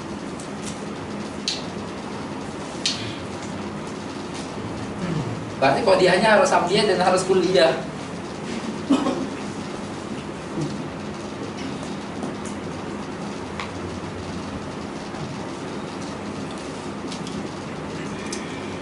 Walaupun sebagian besar dari suatu ilmu itu, sebagian besar dari para ilmu itu dia tidak menyebut surnya. Kuliah itu kan yang kita katakan kuliah itu karena apa? Karena terdapat sur yang kulli. Tapi nggak semua ilmu itu menyebutkan surnya. Pasti ada beberapa ilmu, bahkan kebanyakan ilmu itu nggak menyebutkan surnya, hanya menyebutkan sebagaimana dia itu adalah muhmal. Makanya pasti kalian di matik udah ngebahas muhmal yang dibawa kepada hukum kuliah. Pernah ngebahas itu? Muhmalah itu terkadang dibawa kepada syakhsiyah, terkadang dibawa kepada kuliah. Terkadang dibawa kepada juz'iyah, terkadang dibawa kepada kuliah. Walaupun hukum asal muhmalah itu adalah juz'iyah. Makanya muhmalah itu fikih wajib juz'iyah. Tapi terkadang dia dibawa kepada hukum kuliah. Dalam keadaan apa? Hah? Dalam keadaan apa? Ayo matiknya di mana nih? Keluarin. Dalam keadaan apa muhmalah itu dibawa kepada kuliah? Fi maqam syakhsiyah. Hah? Syakhsiyah. Enggak, ini kuliah. Fi maqam ad-dhabt atau saat membentuk kaidah. Itu biasa dikatakan dengan maqam dhabt karena kita sedang mengitbat, sedang menyatakan ini berlaku untuk semuanya. Makanya walaupun berbentuk al-fa'ilu marfu'un, itu enggak dikatakan sebagian fa'il, tapi dikatakan adalah semua fa'il karena itu sedang maqam dhabt, maqam mengitbat suatu ilmu atau maqam mengitbat suatu kaidah. Nah, isi daripada masail dalam suatu ilmu itu adalah qadiyah, pertama qadiyah, terus hamliyah, terus harus kulliyah, yang dimana itu dia menyeluruh kepada semuanya. Makanya nanti kalian saat mempelajari qaid fikih itu kan namanya adalah qaid fikih al-kulliyah kan, yang 40 pertama itu. Ya enggak? Udah pada ngafal kifayah belum ya? Baru warakat ya? Jadi nanti ada khamsah kubro, ada qaid fikih al-kulliyah, ada qaid fikih al-mukhtalaf fiha. Yang 40 itu adalah yang disepakati dan itu adalah kulliyah yang mencakup pada semua afrodnya. Apabila ada mustasnayat itu dianggap bukan sebagai keluar daripada kuliah ini, bukan mengurangi keautentikan kuliahnya, tapi dia memiliki kaidah sendiri. Itu nanti dalam qaid fikih seperti itu. Terus mujabah, isinya pasti mujabah. Berarti muqabilnya apa kalau mujabah? Bukan salibah. Terus nadhariyah paham lah ya. Ada yang kurang jelas?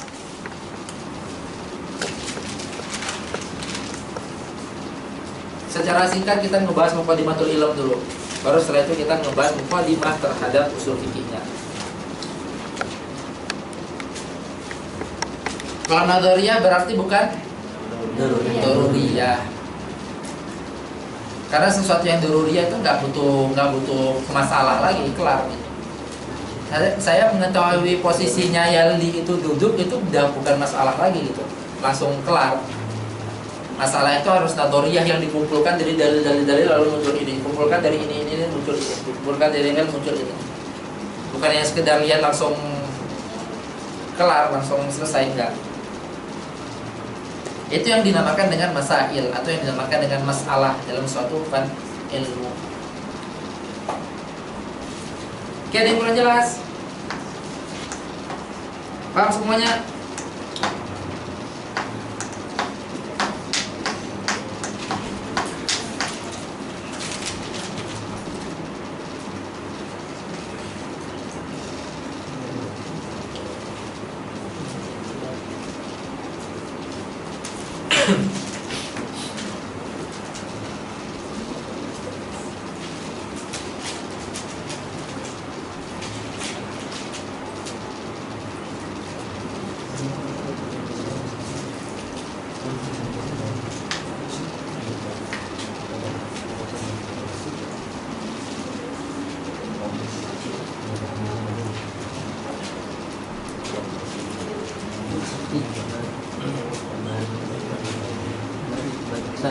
Ya, Isbat itu bahasa Aceh. hah? Isbat Mendobit takbit. bahasa Aceh. Hah? Bahasa Indonesianya Bahasa Aceh ya. Bahasa Indonesianya ya meletakkan suatu kaidah, menanamkan suatu kaidah.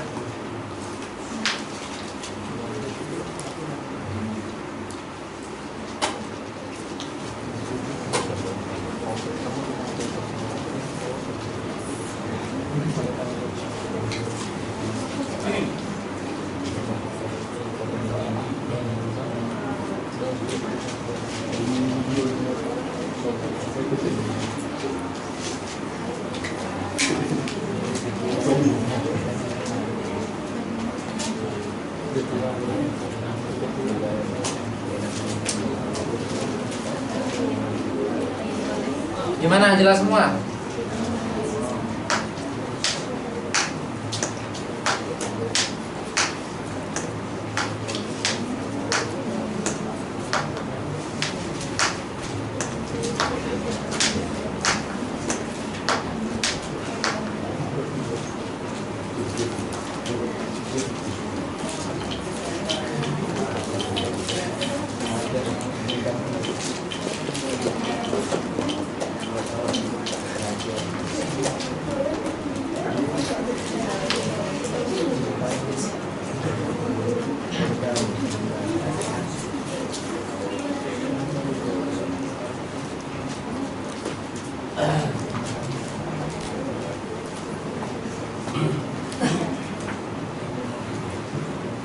Saya mau mengirimkan PDF tapi HP-nya banyak di sini. Kira-kira yang sama kalian mencukupi nggak?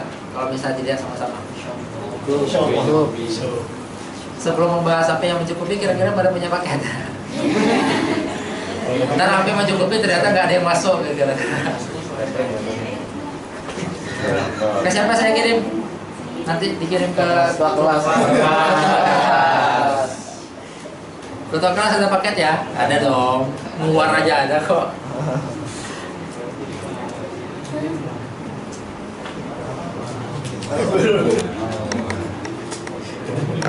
Berarti ketua kelas itu bahasa lainnya bagian mendistribusikan ya. Distributor.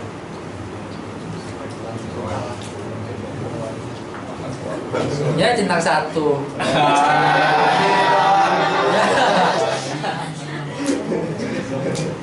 Diblokir. Ada foto profilnya kok. Parah ini. Gimana, udah belum? Bener lagi ada paket kayaknya. Rasanya belum ada. Oh, udah. Kirim ke grup ya. Personal. Keluarga besar.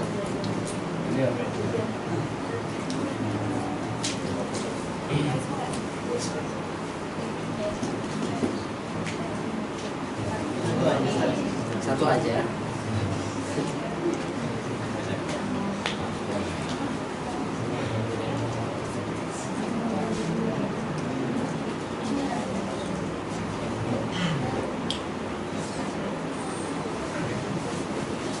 Udah semua? Atau belum dikirim sama Hendri? Ada. Udah ya? Alhamdulillah.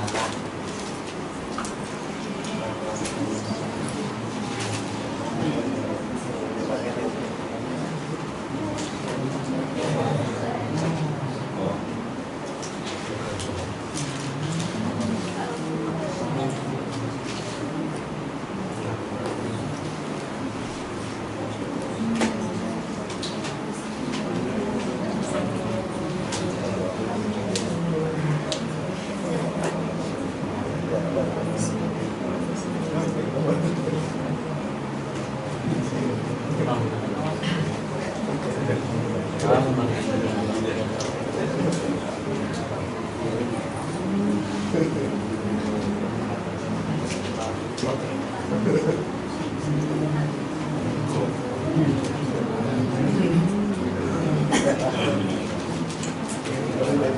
Kenapa jusnya?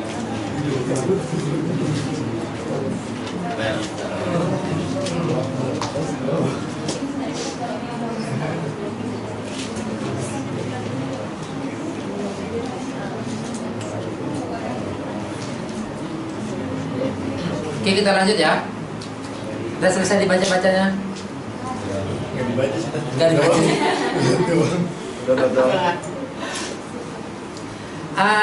Di dalam usul fikih pasti kita saat membahas tarif. Nah, kita ini baru mulai masuk mukadimahnya usul fikih itu sendiri. Tadi itu Anda masih ngebahas mukadimah ilmu ya. Dalam usul fikih saat kita ngebahas tarif itu kita memposisikan usul fikih itu sebagai suatu tarkib yang idofi atau usul fikih itu sebagai suatu nama dalam suatu ilmu. Paham perbedaannya? Ya. Paham ya? Makanya dibahas nanti dari dua sisi. Dari pertama, ini kita ngebahas usul fikihnya ya. Usul fikih itu apakah yang kita bahas itu suatu tarkib yang idofi atau kita ngebahas dia itu sebagai suatu fan ilmu atau suatu nama terhadap suatu fan ilmu gitu. Itu fungsinya apa? Fungsinya adalah agar kita mengetahui kita memposisikan usul fikih itu sebagai murakkab atau mufrad. Kalau dia sudah menjadi suatu nama terhadap suatu fan ilmu, maka sudah menjadi mufrad atau murakkab. Kalau masih idofi, murakkab. Oke. Nah, kalau misalnya dia sudah menjadi mufrad karena dia menjadi suatu nama, dia itu nggak lulus dalam tahapan apa terhadap murakkab? Ada yang bisa jawab? Hah? Itu yang keberapa? Ada 4 kan? Masih ingat ya? Pertama alo juz'un. Pertama nggak punya juz'u, terus punya juz'u tapi terus yadul tapi Enggak semua. ayo mantiknya nih. Pertama nggak punya juz'u, kedua punya juz'u tapi nggak yadul, ketiga yadul tapi bukan makna maksud, keempat makna maksud tapi bukan dalalah maksudah. Oke ya, paham ya? Nah, kalau usul fikih itu menjadi suatu nama terhadap suatu fan ilmu, dia dikatakan mufrad. Jadi dia nggak lewat di dalam tahap yang berapa? 1, 2, 3. Tahap yang tahap yang ketiga. Karena usul fikih itu bukan mahiyah terhadap ilmu itu sendiri. Beda kalau misalnya dia memiliki nama yang itu namanya adalah mahiyah terhadap zat itu sendiri. Kalau misalnya dia itu mahiyahnya baru nggak lewat dalam tahap yang ke-4. Masih ingat ya pembahasan itu ya? Masih fresh nggak? Contoh yang nggak lewat di tahap ke-4 apa? Yang? Hah? Alam siapa? Soalnya kalau misalnya hayawan natik nama HP saya itu nggak lewat pada tahap yang berapa? 3. Paham ya berarti ya? Ada yang masih nggak nyambung? Nanti apa nih kok muncul hayawan natik ini? Nggak move on dari mantik kayaknya jadi kan? Jadi intinya sesuatu yang bernama tapi namanya itu terdiri pada zat dia itu atau mahiyah dia itu. Maka dia itu nggak lewat terhadap yang keempat. Padahal dia itu memiliki dalalah. Dalalahnya adalah makna maksud. Karena memang itu maknanya dia. Tapi bukan dalalah itu yang kita inginkan. Melainkan dia memaksudkan. Melainkan kita memaksudkan nama dia gitu. Oke ya, kita anggap itu kelar. Nah, begitu juga di dalam usul fikih. Usul fikih itu sebelum kita membahas suatu ilmu, dia itu adalah dua komponen kata yang terdiri pada kata usul dan kata fikih, yang dimana masing-masing komponen kata ini memiliki makna sendiri. Oke ya, memiliki makna sendiri. Nah, makanya itu saat masing-masing komponen kata ini memiliki makna sendiri, perlu rasanya dibahas dia itu saat masih murakkab dan dia itu saat masih mufrad, agar kita mengetahui usul fikih mana yang kita maksudkan. Apakah saat dia masih murakkab atau saat dia sudah mufrad. Saat dia murakkab tentu jelas enggak, karena usul fikih yang dimaksud sama murakkab berarti artinya apa? Al-aslu itu artinya apa? Al-adillah. Berarti adillatul fikih artinya. Bukan seperti itu doang yang kita bahas dalam usul fikih kan, tapi lebih lengkap daripada itu. Maka dibahas bahwasanya usul fikih itu adalah nama suatu fan ilmu yang dimana isinya itu tidak direpresentasikan dari namanya, gitu loh maksudnya. Paham ya? Isi daripada usul fikih itu atau kata-kata usul fikih itu nggak memberi makna apa-apa terhadap zatnya dia, sebagai dia itu adalah suatu fan ilmu.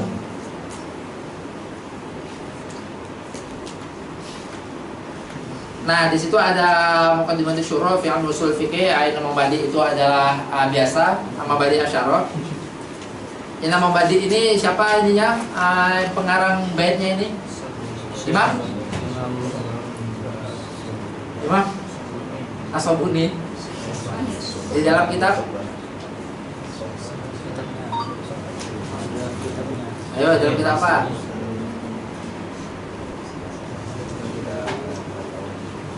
Ayo, dalam kitab apa? Hasyiah? Hasyiah Sabuni ya. Tarik aja nama ulamanya itu dari dalam kitabnya. Imam Bajuri dalam Hasyiah apa? Hasyiah Bajuri ya. Ya juga sih. Nanti Imam Akhdari, Hasyiah Akhdari juga nanti. Nah, yang pertama ada ta'rif bi'tibari kaunihi. Oke. Saat kita ngebahas ta'rif, kita akan menemukan ta'rif ulama itu setidaknya terdiri daripada dua hal. Ini kita ngebahas ta'rif ya. Ulama itu pasti mentarifkan sesuatu itu. Nah, ta'rif itu kan berarti ilmu ini sendiri. Nah, nanti kembali pada ini, dua ini. Saat mentarifkan suatu ilmu, ulama itu setidaknya mentarifkan dia itu sebagai fan ilmu atau dia itu sebagai pengetahuan terhadap ilmu itu. Beda ya antara fan ilmu dengan pengetahuan terhadap ilmunya. Bisa bedain? Belum. Oh, keren. Fan ilmu itu ya usul fikihnya. Pengetahuan itu adalah berarti harus ada orang yang mengetahuinya. Pengetahuan berarti bukan kaidahnya, tapi mengetahui kaidah itu. Beda antara kaidah sama mengetahui kaidah itu.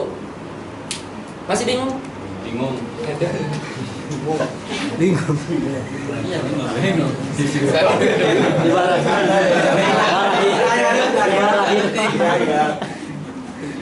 gas banget kayaknya. Orang Jawa pada. Makanya nanti ada bi'tibar ma'luman sama bi'tibar ilman bil ma'lum. Bi'tibari ma'luman ini adalah masail itu sendiri. Sebelumnya bisa ngebedain nggak antara yang nomor 4 sama yang nomor 5 gitu dulu. Nanti karena kaitannya ini. Bisa ngebedain nggak antara al-masail sama idrok tilkal masail? Bisa ngebedain nggak? Ini poin yang berbeda ya. Kan tadi katakan ilmu ada 6. Pertama idrok mutlakon. Idrok mutlakon berarti tahu tapi secara mutlak, tahu berbentuk apapun itu adalah apakah taunya berbentuk zon atau syak atau waham atau taunya itu berbentuk ini. Itu pengetahuannya ya. Gitu. Bukan zat apa yang dia ketahui, tapi pengetahuannya. Terus yang kedua ada tasdik yakini. Yang ketiga ada yang kedua ada tasdik mutlakon, tasdik yakini, baru ada masail sama idrok masail. Idrok tilkal masail. Bisa ngebedain antara ini dua? Bisa bedain antara pengetahuan dan mengetahui pengetahuan itu. Bisa bedain antara ilmu dan mengetahui ilmu itu. Persis seperti ini masail ilmu ya usul fikihnya ini terdiri pada masalah amru yufidul wujub, terdiri pada nahyu ini, terdiri pada al-khas ini, terdiri pada al-am ini, itu adalah masail. Nah, idrok tilkal masail adalah seseorang yang mengetahui itu tadi. Makanya berarti idroknya pengetahuan seseorang yang mengetahui itu tadi. Itu dinamakan idrok tilkal masail. Masailnya adalah ilmunya itu sendiri atau zat yang diketahui. Beda ya antara pengetahuan terhadap yang diketahuinya sama yang diketahui. Bisa? Udah bisa Salim? Bingung lagi ya. Nah, persis seperti di sini. Ada bi'tibari maklum, berarti maklum itu adalah yang diketahui, ilmunya itu. Bi'tibari maklum atau qaidahnya itu sendiri atau masailnya itu sendiri kalau kita katakan. Masailnya itu atau bi'tibari ilman bil ma'lum, yaitu idroknya itu, idrok terhadap ilmu itu sendiri. Bisa ya bedain? Nah, nanti saat mentarifkan usul fikih setidaknya ulama itu ada yang menggunakan maklumnya, ada yang menggunakan idroknya. Di dalam marokot ta'rifnya itu menggunakan ini atau ini. Ta'rif dalam marokot apa? Hah? Turuqu ala sabilil ijmal. Berarti kalau dikatakan turuqu itu apa itu? Berarti masailnya ya. Masailnya berarti maklumnya. Bukan dikatakan ma'rifati turuqi ala sabilil ijmal. Enggak dikatakan seperti itu.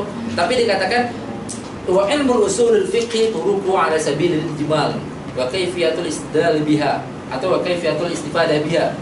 Atau ada juga nanti kata-kata lain adillatul ijmaliyah wa kaifiyatul istidlal biha wa hal mustafid. Intinya adalah kaidahnya itu sendiri atau intinya adalah masailnya itu sendiri. Itu dinamakan dengan maklum. Karena itu adalah kaidahnya atau itu masailnya. Berarti poin yang keempat yang di sini. Mentakrifkan sesuatu dengan memaparkan masailnya, bukan memaparkan idroknya. Yang kedua adalah idroknya atau bi'tibari ilman. Ilman berarti kan ini pengetahuan terhadap yang diketahui.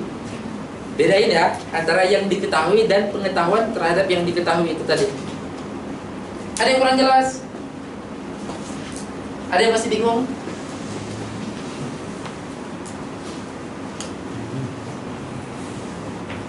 Maka nanti ta'rifnya itu imma dia itu ma'rifatul dalil atau dalil itu sendiri. Jadi nanti iktirotnya bagi orang yang mentakrifkan usul fikih itu dengan ma'rifah, maka dia mengiktirotkan orang yang mentakrifkan itu dengan dalil. Dia dikatakan dalil, dia mengatakan ta'rif itu adalah ta'rif bil mubayyin. Tahu mubayyin? Hah? Mubayyin apa? Ayo, nisbah baina kuliahin. Berarti mentakrifkan dengan sesuatu yang tabayun, yang bukan afrodnya sama sekali. Sedangkan syarat ta'rif itu harus apa? Salah satu syarat ta'rif wasyaratul kulin ayyul mutalib mengkaiswatin ramada wala. Hah? Musawi yang dimaksud wala di situ beda ya. Intinya cara ta'rif itu harus musawi. Musawi dalam artian afrodnya. Afrod, mu'arraf dan mu'arrafnya itu harus 100% sama. Itu yang dimaksud dengan musawi. Tapi yang dimaksud wala musawiyan kok dikatakan la musawi itu maksudnya gimana? Sama? Ini yang ngomong Abidah atau lu nih? Oh. Soalnya mulutnya nggak gerak dua-dua. Jadi lu nggak tahu suaranya dari mana tadi. Apa dulu?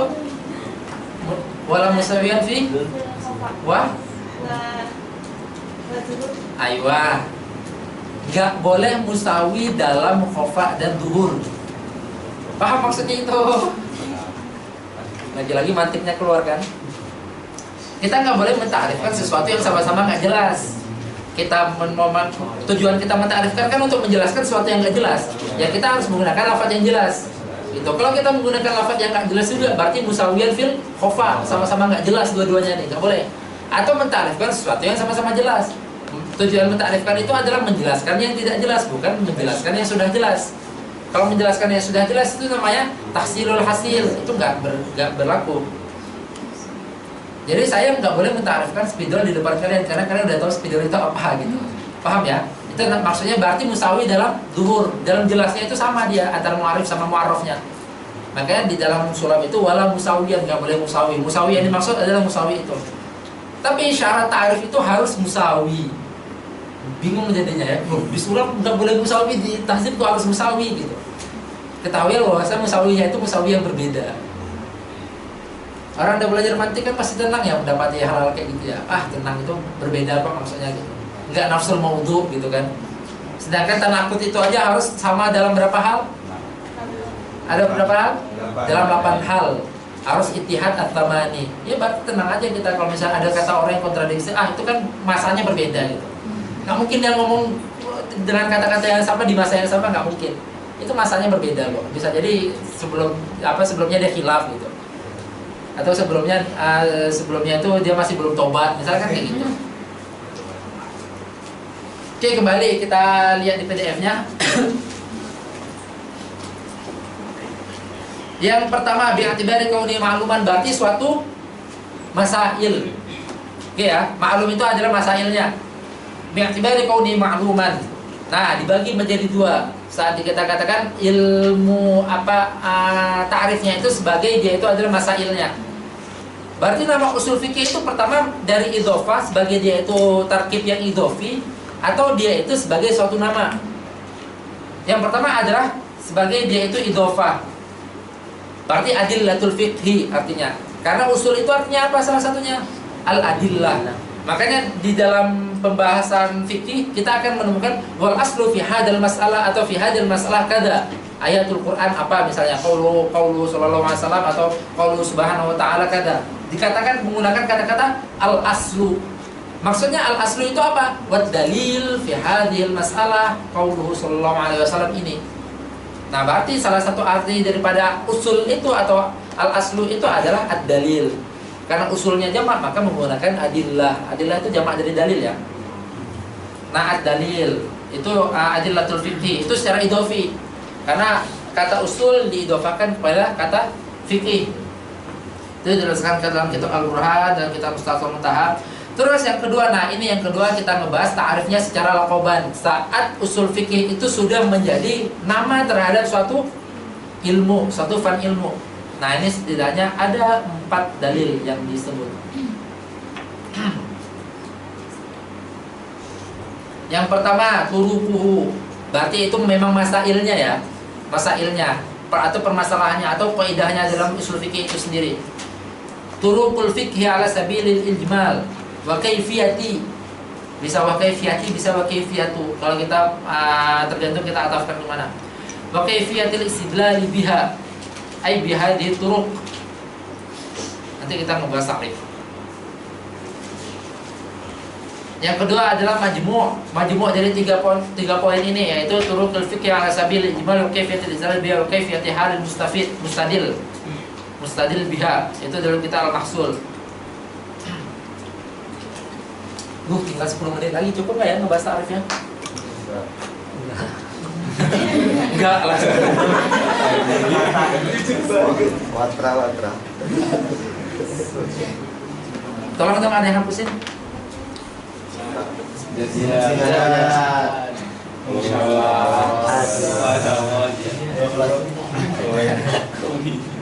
Ketua kelas harusnya ketua kelas ini. Harusnya gitu. Ketua itu kan khodim ya. Bagus.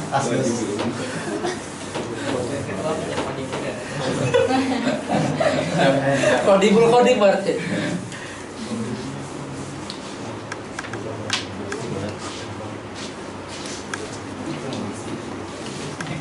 Ya, semoga cukup lah 10 menit.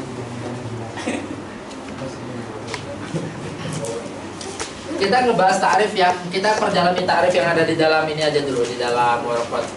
Apa ta'rif di dalam waraqat?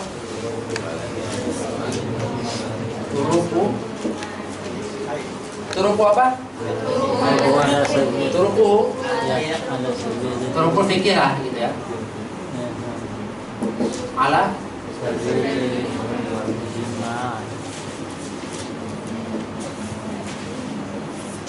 Wah,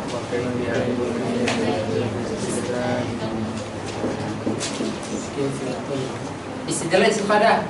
Di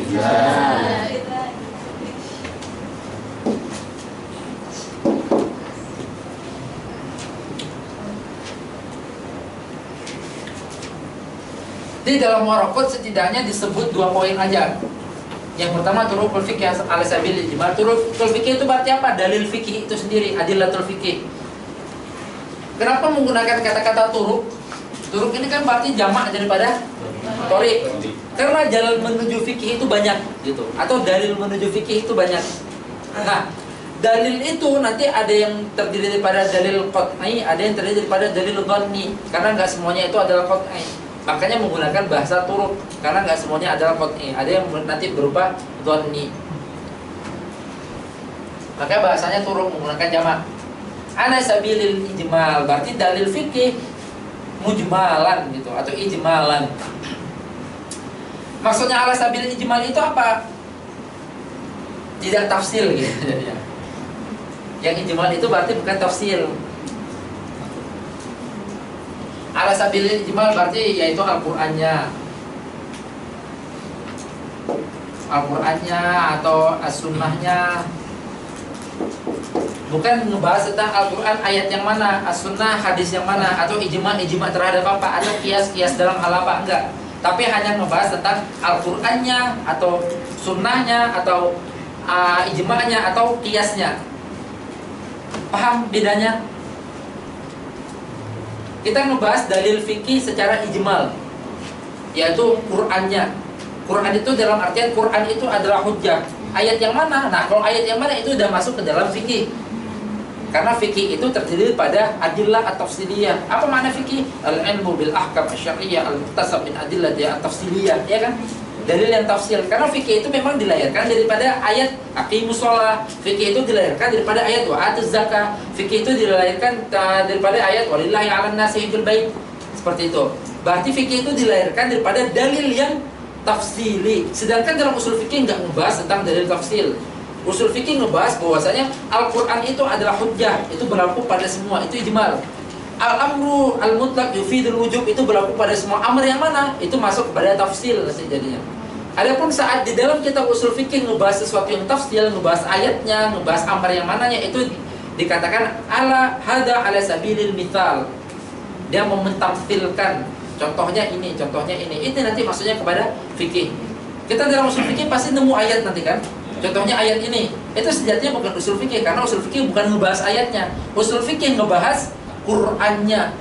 Usul fikih itu kita misalnya menemukan hadis-hadis Nabi yang berbunyi ini, atau hadis Nabi yang berbentuk ini. Kita bukan ngebahas itu, karena dalam usul fikih kita ngebahas hadisnya. Hadisnya ini bisa menjadi dalil, atau amarnya ini bisa menjadi dalil, atau nahinya ini bisa menjadi dalil. Kalau nanti pembahasan amar yang mana, nahi yang mana, hadis yang mana, Quran yang mana, itu masuknya ke dalam fikih, karena itu udah masuk ke dalam dalil yang tafsili. Bisa dibedain? Ada yang kurang jelas?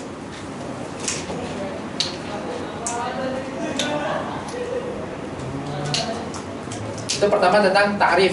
Yang poin pertama, turukul fikih ala sabilil ijmal. Ini nanti dalil fikih itu banyak banget. Termasuk semua kaidah-kaidah yang di dalam usul fikih itu dikatakan sebagai dalil fikih semuanya.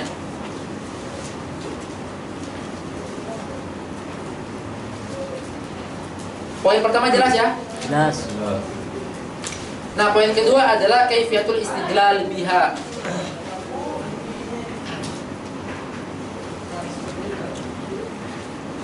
Saat kita udah mengetahui dalil-dalilnya, kita akan mengetahui bahwasanya kira-kira antara satu dalil dengan dalil lainnya itu nanti terjadi tabrakan nggak? Terjadi kontradiksi nggak? Terjadi perbedaan nggak? Pasti ada kemungkinan itu kan? Karena dalil-dalil yang terdapat adalah dalil-dalil sesuatu yang berbentuk lafaz. Sesuatu yang berbentuk lafaz itu sangat, kalau kita katakan sangat sensitif ya. Sangat sensitif itu dalam artian dia sangat bisa berubah-ubah maknanya. Maka nanti di dalam tahap yang lebih lanjut kalian akan menemukan bahwasanya dalalatul lafdhi itu nggak ada yang berbentuk qat'i. Dalalatul lafdhi ya, dalalah lafaz itu nggak ada satupun yang berbentuk qat'i walaupun angka. Walaupun kita mendapati di awal mungkin kita mendapati bahwasanya sesuatu yang berbentuk angka itu dalalahnya adalah dalalah qat'i. Jadi ada yang namanya qat'iyud dalalah, zoniyud dalalah, itu kalian udah tahu ya? Sama dalil qat'i, dalil zonni. Tahu bedanya apa itu? Pertama dalil qat'i, dalil zonni, terus qat'iyud dalalah, zoniyud dalalah. Pernah dengar? Sebelum tanya dulu pernah dengar? Pernah dengar ya? Di daras apa? Hah? Nah, kalian akan mendapati 4 itu. Nah, walaupun secara kita lihat klasifikasi dari lafaz itu ada 4. Pertama, lafaz itu nanti ada yang namanya dalalah qat'i atau dalalah zonni. Ada yang namanya dalilnya qat'i atau dalilnya zonni. Terus ada yang dalalahnya qat'i sama dalalahnya zonni. Tapi saat kita membahas lebih lanjut, kita mendapati bahwasanya lafaz itu tidak ada kecuali semuanya adalah zonni. Itu setelah kita membahas lebih lanjut.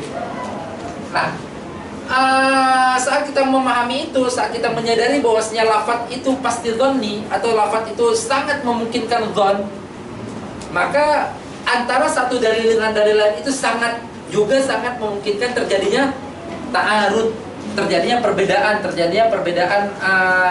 perbedaan natijah, terjadinya perbedaan kesimpulan, terjadinya perbedaan konsekuensi antara satu dalil dengan dalil lainnya.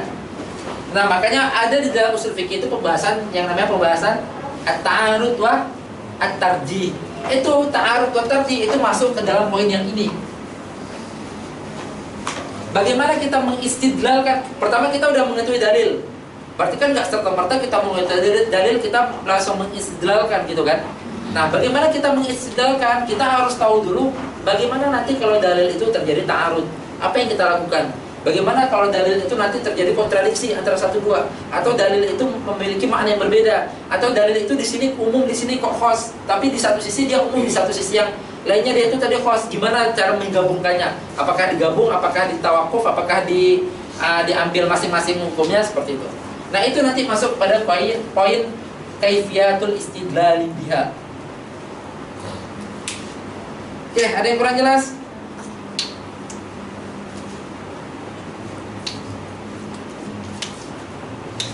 Saat nanti amr di dalam ayat Al-Quran bertolak belakang atau bertentangan dengan amr yang ada di dalam hadis misalnya. Nah, itu nanti gimana kita menyelesaikan itu?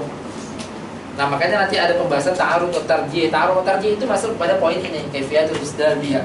Maka di dalam usul fikih itu pasti ngebahas tentang Quran. Quran itu kalau jadikan Quran apa? Sunnah, apa-apa aja sunnahnya. Terus ijma, qiyas. Baru ngebahas dalil mukhtalafnya dulu.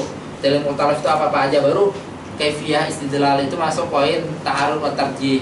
Setelah itu baru istidlal, berarti membutuhkan orang yang bisa mengambil dalil daripada ini, atau bahasa lainnya mustadlil atau mustadil. Mustadilnya baru masuk ke dalam pembahasan al-ijtihad. Makanya ada nanti syarat-syarat mustahid itu harus seperti apa, syarat-syarat seorang yang mustafti, orang yang meminta fatwa itu seperti apa, syarat-syarat mufti seperti apa gitu. Itu adalah sesuatu yang melazimi istidlal ini tadi. Kan nggak mungkin istidlal tiba-tiba gitu aja. Lalu siapa yang mengambil dalil? Maka ada pembahasan mustadil. Ini tarif secara globalnya aja. Ini kayaknya kita belum selesai ngebahas ini ya. Ngebahas yang di PDF sama ngebahas tentang ada poin yang harus sampaikan tentang ini. Tentang had itu sendiri. Mungkin terakhir Anda sampaikan poin tentang had ya. Bahwasanya di dalam usul fikih itu saat disebut had itu adalah at-ta'rif al-mutlaqan atau at-ta'rif mutlaqan. Saat disebut had itu had yang dimaksud dalam usul fikih itu berbeda dengan had yang dimaksud dalam manatiqah.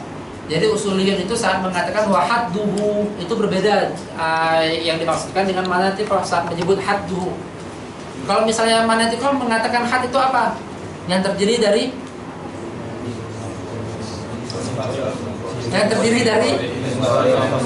itu namanya apa? Jins dan fasl itu namanya apa? Hah? Apa? Enggak. Dia itu bagian apa? Kan ada yang namanya arad, ada yang namanya dati. Berarti yang dinamakan had itu adalah yang terdiri daripada dzatiyatnya. Itu dalam manatiqah. Manatiko mengatakan had itu adalah yang terdiri daripada dzatiyat.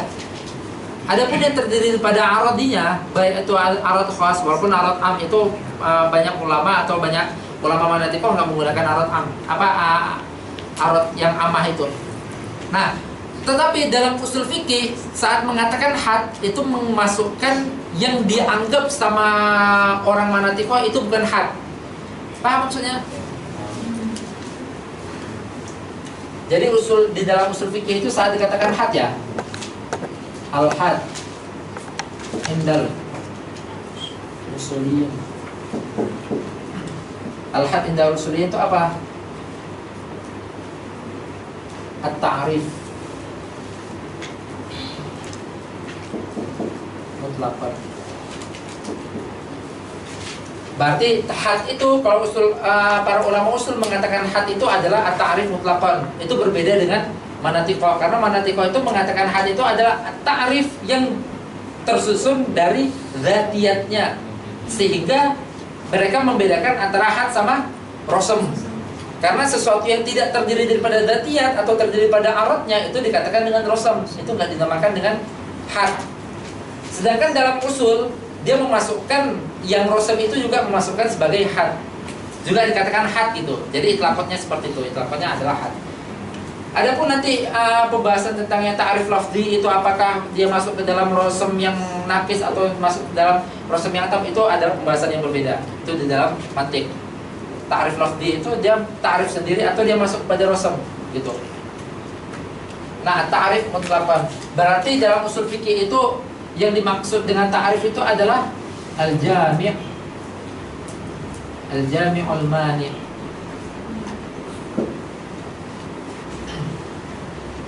Yang penting jami' mani' tanpa harus mengeluarkan dzatiyatnya atau mengeluarkan mahiyahnya. Berarti saat kita mentakrifkan insan dengan hayawanun natik, itu berarti jami' mani'. Mentakrifkan insan dengan natiknya aja, itu berarti had yang apa?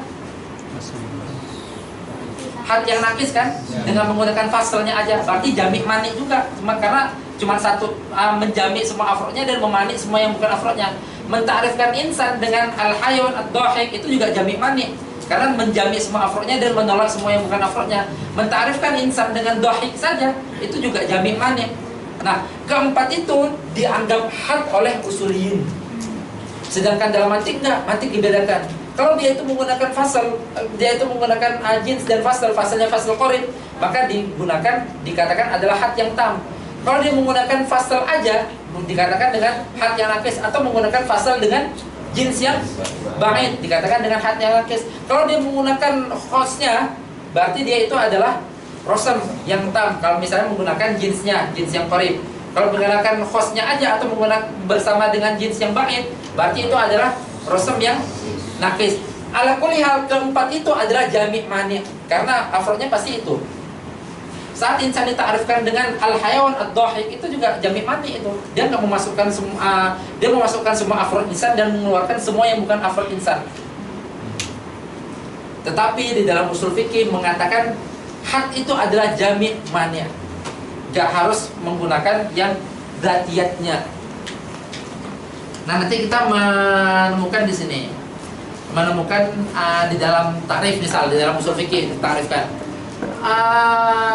mentakrifkan sesuatu dengan masailnya itu termasuk takrif yang rosem, karena dia nggak memunculkan zatiyat sesuatu itu sendiri.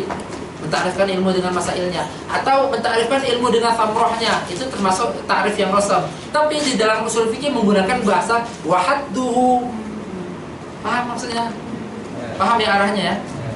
Kan kalau misalnya diiktiraf sama manatiko nggak nyambung ya jadinya ya.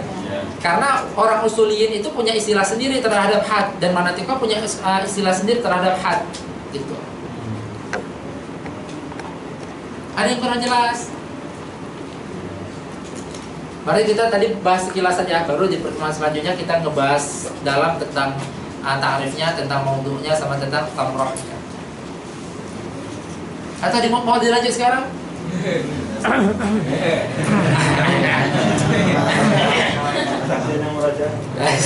Kasihan. Enggak, sekalian bilang kasihannya puasa tadi. Di bawah-bawah ada mas. si Ustadznya. Sok peduli banget sih. Kesehatan. Peduli kalau ada maunya.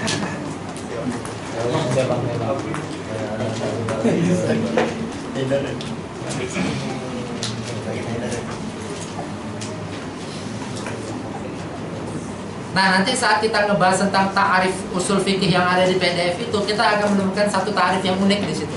Ta'arif yang berani ibaratnya. Di antara sekian ta'arif saat para ulama menta'arifkan dengan masailnya, menta'arifkan yaitu misal di mantik itu kita menta'arifkan al-ilmu bi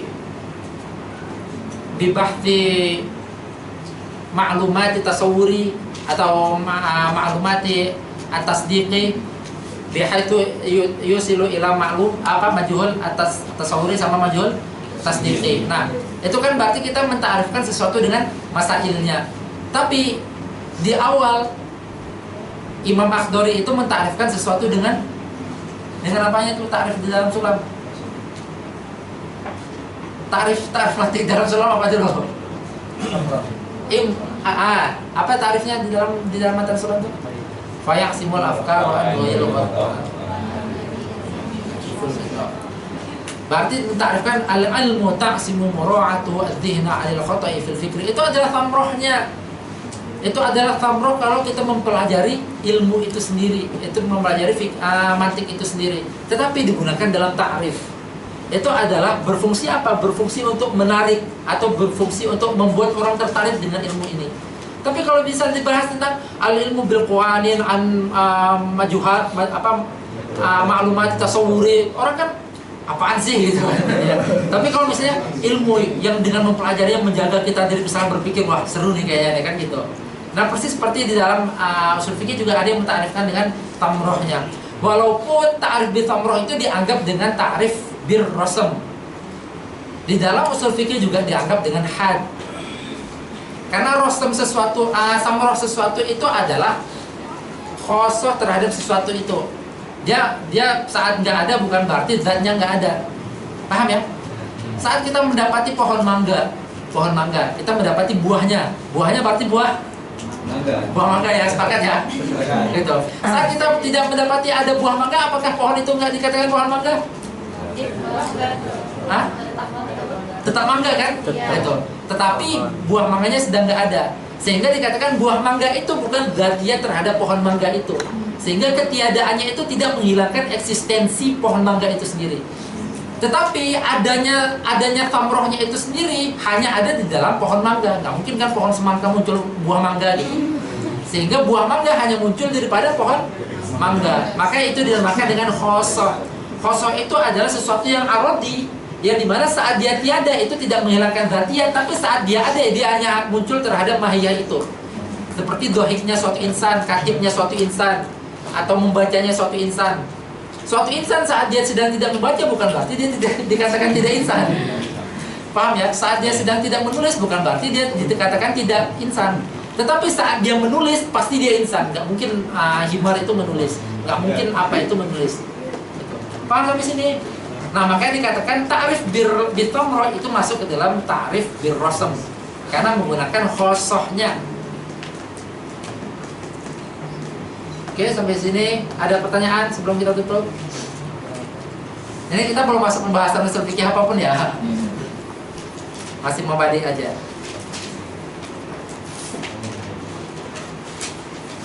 Siap? Jadi yang al-had indal usulin itu meniadakan rosem, jadi dianggap had semua, atau masih menetapkan rosem tapi dianggap jamiman? Iya, loh rosem itu kan memang jamiman nih tanpa dianggap sekalipun. Gimana? Enggak, maksudnya ya. Had itu indal usuliyin itu ta'rif mutlaqan. Berarti rosem bagi manatiko itu dianggap had, dianggap usuliyin itu juga had. Padahal di dalam manatiko had itu bukan rosem. Had itu adalah harus ta'rif yang terdiri dari dzatiyatnya. Kalau dia terdiri pada aradiyatnya, walaupun jami' mani tidak dinamakan had, dinamakan dengan rosem gitu. Tapi bagi usuliyin enggak, semuanya had. Keempat-empatnya, berarti kan ada 4 ya, had tam, had nakis, rosem tam, rosem nakis. Nah, manatiko membedakan nih, had ada yang tam, ada yang nakis. Kalau misalnya bukan zatiannya berarti rosam. Rosam juga ada yang tambah, ada yang nakis. Usuliyin mengatakan keempat ini dengan had. Nggak ada pembagiannya lagi. Nggak ada pembagiannya. Jadi kita jangan bingung saat di dalam kitab usul fikih menggunakan wahadduhu tapi isinya kok rosam. Paham nggak? Hampa. Gitu. Mentang-mentang baru belajar mantik kan ditelaah gitu takrifnya. Ini kayaknya rosam ini salah ini kitabnya ini. Songong banget ya. Gitu. Kan ditelaah ini bukan zatiatnya ini. Ini dikatakan misalnya saat mentarifkan usul fikih al-ilmu bil qawaid allati yusilu ila istinbatil ahkam itu kan menggunakan tamrohnya. Tamroh itu kan adalah khosoh terhadap sesuatu. Kalau mentarifkan dengan khosohnya berarti rosam. Berarti ini bukan had ini adalah rosam ini. Kan karena baru belajar mantik pemula biasa gitu kan. Baru belajar mantik langsung nyalahin usul fikih. Nggak tahu dia dalam usul fikih itu had itu masuk kepada semuanya. Dalam mustalahat usul fikih. Karena likulli ilmin mustalahat. Di semua ilmu ini memiliki mustalahat sendiri. Yang dimana itu tidak bisa kita kontradiksikan. Misal nanti ada pembahasan kias itu pembahasan mantik atau usul fikih? Dua-duanya. Ayo. Nanti ribut ya antara orang baru belajar usul fikih sama belum belajar mantik. Kias itu pembelajaran saya gitu. Saya buktinya baru belajar kias gitu. Saya juga belajar kias gitu. Saling mengklaim gitu. Padahal dua-duanya benar. Gimana Albab, paham? Paham. Yang lain? Ada yang kurang jelas? Sebelum kita tutup atau pingin cepat-cepat ditutup?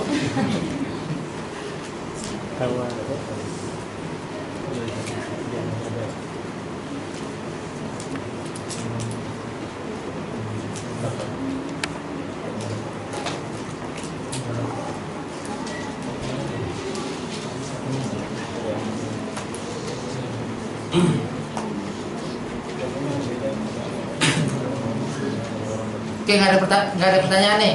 Udah jelas semua? Insyaallah. Kalau nggak ada, sampai sini daras kita yang pertama. Ya? Apa? Gimana saya sih?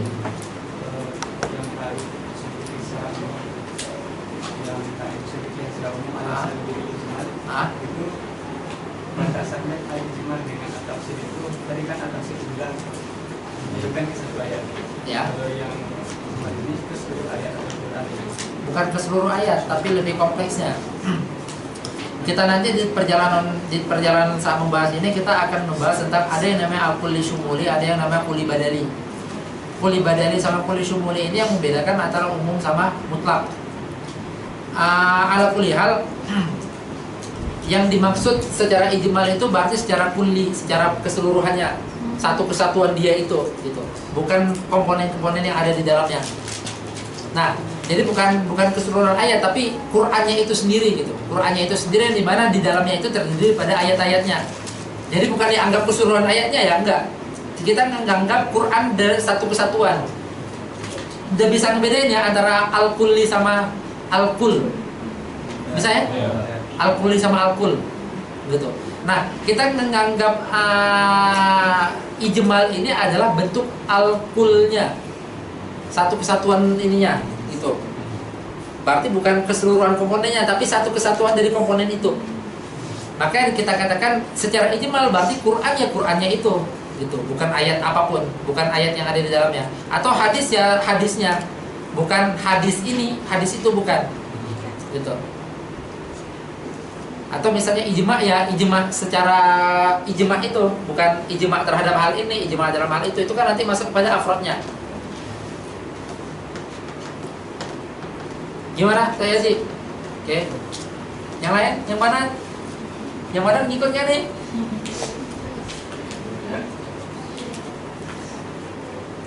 Ini bukan karena faktor daras digabung kan jadi badan malu bertanya. Kayaknya ada waktu ngisi badan juga aktif gitu ya. Kok sekarang pada adem gitu. Apa adem siapa? Ayam gitu ya. Jangan mau kalah dong sama Bani. Kalau ada yang kurang jelas tanyain aja kalau apa. Oke, nggak ada lagi. Nggak ada lagi ya. Kalau nggak ada kita tutup dengan kafaratul majelis. Subhanallah wa bihamdika asyhadu an la ilaha illa anta astaghfiruka wa atubu ilaik. Allahumma shalli ala